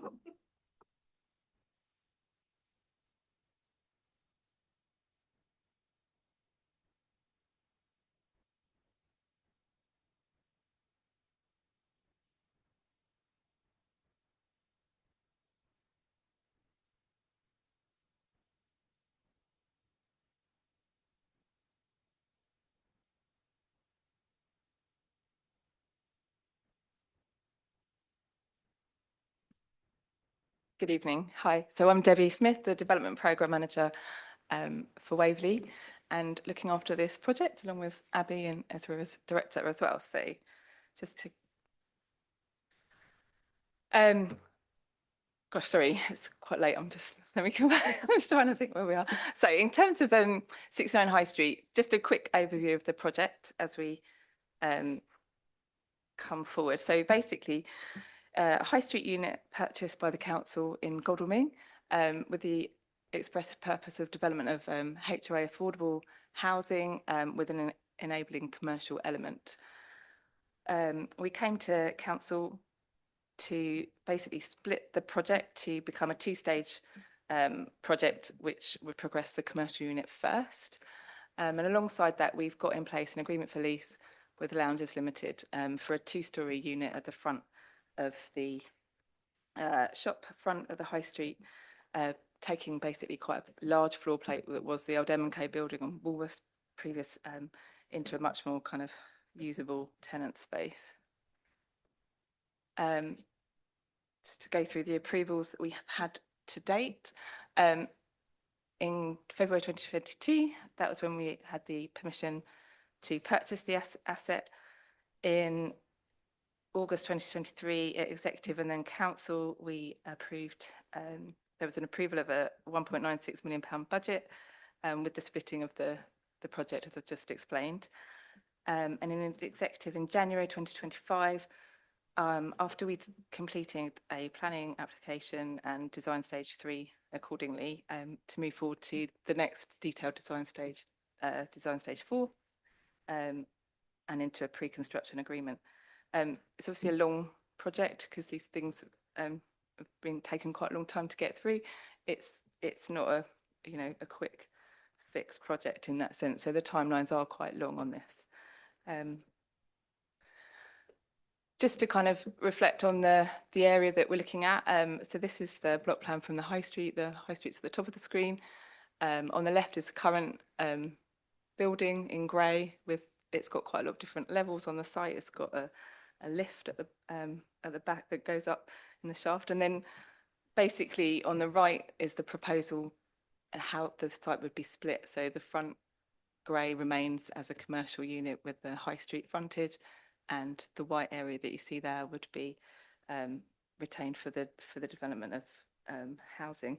You can also see the property on the screen to the right, which is 61 to 67. They've done a similar thing, and they've basically reduced the commercial to a similar line as that, and then we'll bring forward residential. They have planning permission for that as well. So just a bit more detail on that. We've got a ground floor, which will be the kind of open area for the restaurant, and with servicing to the side. So you've got your corridor, which will make sure all bins and everything go out to the front. And then on the first floor, you've got some more kind of eating area, plus all the kitchens and bits and pieces there. This is what went through the planning application in last year. And I'll pass on to Abby. Thanks. Thanks, Debbie. Yeah, so in terms of where we are, we've been through planning committee in August 2024. So the consent that we received was kind of covered two areas which are essential to the delivery of the commercial and residential. So that's for us essentially the substantial demolition of the existing unit retaining the facade, and then subsequent kind of redevelopment of the property to the rear, forming that commercial unit. And in doing so and progressing with that planning consent, we'd essentially be left with the rear site that come forward as housing, as Debbie's indicated. We've been through a process over the past kind of 12, 18 months with a contractor, ETEC, who we have appointed under a pre-construction services agreement. So in terms of clarifying what that is for those who aren't kind of aware of the contractor construction jargon, that's where we engage a contractor early on so that they're able to basically help advise around buildability of any development. They help kind of look at how we might value engineer, think about construction methodology, etc., and sequencing of works. So it, in effect, helps, I think, the council as client to de-risk the scheme from an earlier kind of phase, rather than going out in a design and build contract where there could be quite significant provisional sums included within their costings. They progress the scheme through REBA stage 4, so that's completion of all the technical design work, and that's again helps with kind of cost certainty. So that work is now complete, and the design work is up to shell and core only. So that's what the council's responsible for delivering, and the actual then fit out of the internals. So things like kitchens, MEP, so mechanical handling, flooring, etc., sits substantially with the tenant to fit out. In terms of kind of key elements of the work that we've been doing, there's a real kind of need for us to kind of coordinate with what loungers are looking to deliver in terms of that fit out, ensuring that the work that we have done doesn't kind of prevent them from delivering what their requirements are, but yet remain within kind of cost envelope that the council has. And then in terms of kind of coordinating with housing colleagues, that's again essential to ensure that the commercial unit that comes forward doesn't fetter the development opportunity for the rear of the site. One final piece just to touch on is around the asbestos removal. So the asbestos removal works have been carried out by a contractor. They are due to come back imminently to deal with some residual elements that they need to remove pre-contract. So in terms of where we are, say that ETEC has concluded the PCSA. They are in the process of concluding pricing for the works. We intend to come to Executive and Council in October with an updated business case and seeking authority to enter into the main works contract. And pending those approvals, we'll be starting on site in November. I think it's kind of crucial to say that Loungers, the prospective tenant, remains incredibly kind of committed and on board with locating to Godalming, and both Caroline and Debbie have had regular dialogue with them, so they're appraised of where we are in terms of programme. So I think that kind of concludes what we were wanting to cover today, but happy to take any questions from members. Okay, yeah, I mean, I'm really, I'm very frustrated actually that we haven't been able to have this conversation before, or this hasn't come to committee before. I'm just restating that honestly, because it, you know, this is a sticky topic politically for the administration, because it's costing an awful lot of money and it's taking a very long time. I will kick this off to you guys, but I have 3 questions. When will loungers be in occupation? When will the flats be ready and in occupation? Is it on budget? Will you be coming back to council for more money? I'll leave that. Any more questions from anybody else? Peter, Councillor Martin. Thank you. Yes, I mean, it's 3.5 years since the acquisition, and we're just about to start on site, providing we get executive and council approval. And so I'm anxious to see, when is the end of at least the phase 1 project going to be? When will loungers move in? Because that seems to be steadily moving to the right. And then when will we get the houses, and how long will that take? This is, as you said, it's a very long project. It seems to me to be far too long, and it ought to have been done rather more quickly. Please go for it. Thank you. Thank you. Yes, so in terms of the loungers and when they might be opening, if this timetable carries on and we're successful at council, then we'd expect to kind of hand over in the summer and they'd be open before Christmas. And just in relation to the questions around the residential, so as Debbie's indicated, it's subject to a kind of a second approval essentially that will be required from executive and council at the relevant point. And I think at the moment we're looking at trying to get that in, I think before the end of the year, ideally, this calendar year, so that will come forward to you then. So I guess that in terms of your question around when will the flats be ready for occupation, it's depending on whether the business case is approved, and that would give us authority to progress through to submitting a planning application. In relation to your question around budget, so the council papers will provide an update of the business case, and it's likely there'll be a budget request that accompanies that. But in terms of what that looks like at the moment, we are going through kind of a review of what the cost plans are that have been submitted by ETEC. Wow, thank you. Well, the loungers date has moved from 2024, beginning of 2020, was it 23, 24, then it was early 25, and now it's looking, it's probably end 25. and the flats, I mean, N26, sorry. And then when will it be, when will the flats, well, we still don't even have a date on the flats. I mean, wow, it's not good news, is it? And more money, yet more money. Councillor Weldon. A simple point which echoes what a number of people have stated in earlier agenda items, and that is, if I understood correctly from the charts, the next step, or one of the next steps, is a business plan to go to the executive. Well, surely that business plan should have come to us first. It's a very good point, Councillor Weldon. Yeah. But, you know, I don't know, maybe because it's I don't know, because it's an investment, it doesn't fall within the remit of us. It perhaps, you know, we had no idea this was coming to Executive Council next month, and perhaps that's the reason why our repeated request for it to come to this committee. Who knows? Anyway, does anyone have any other questions? Does anyone want to? I mean, I'm just pretty shocked actually that this is.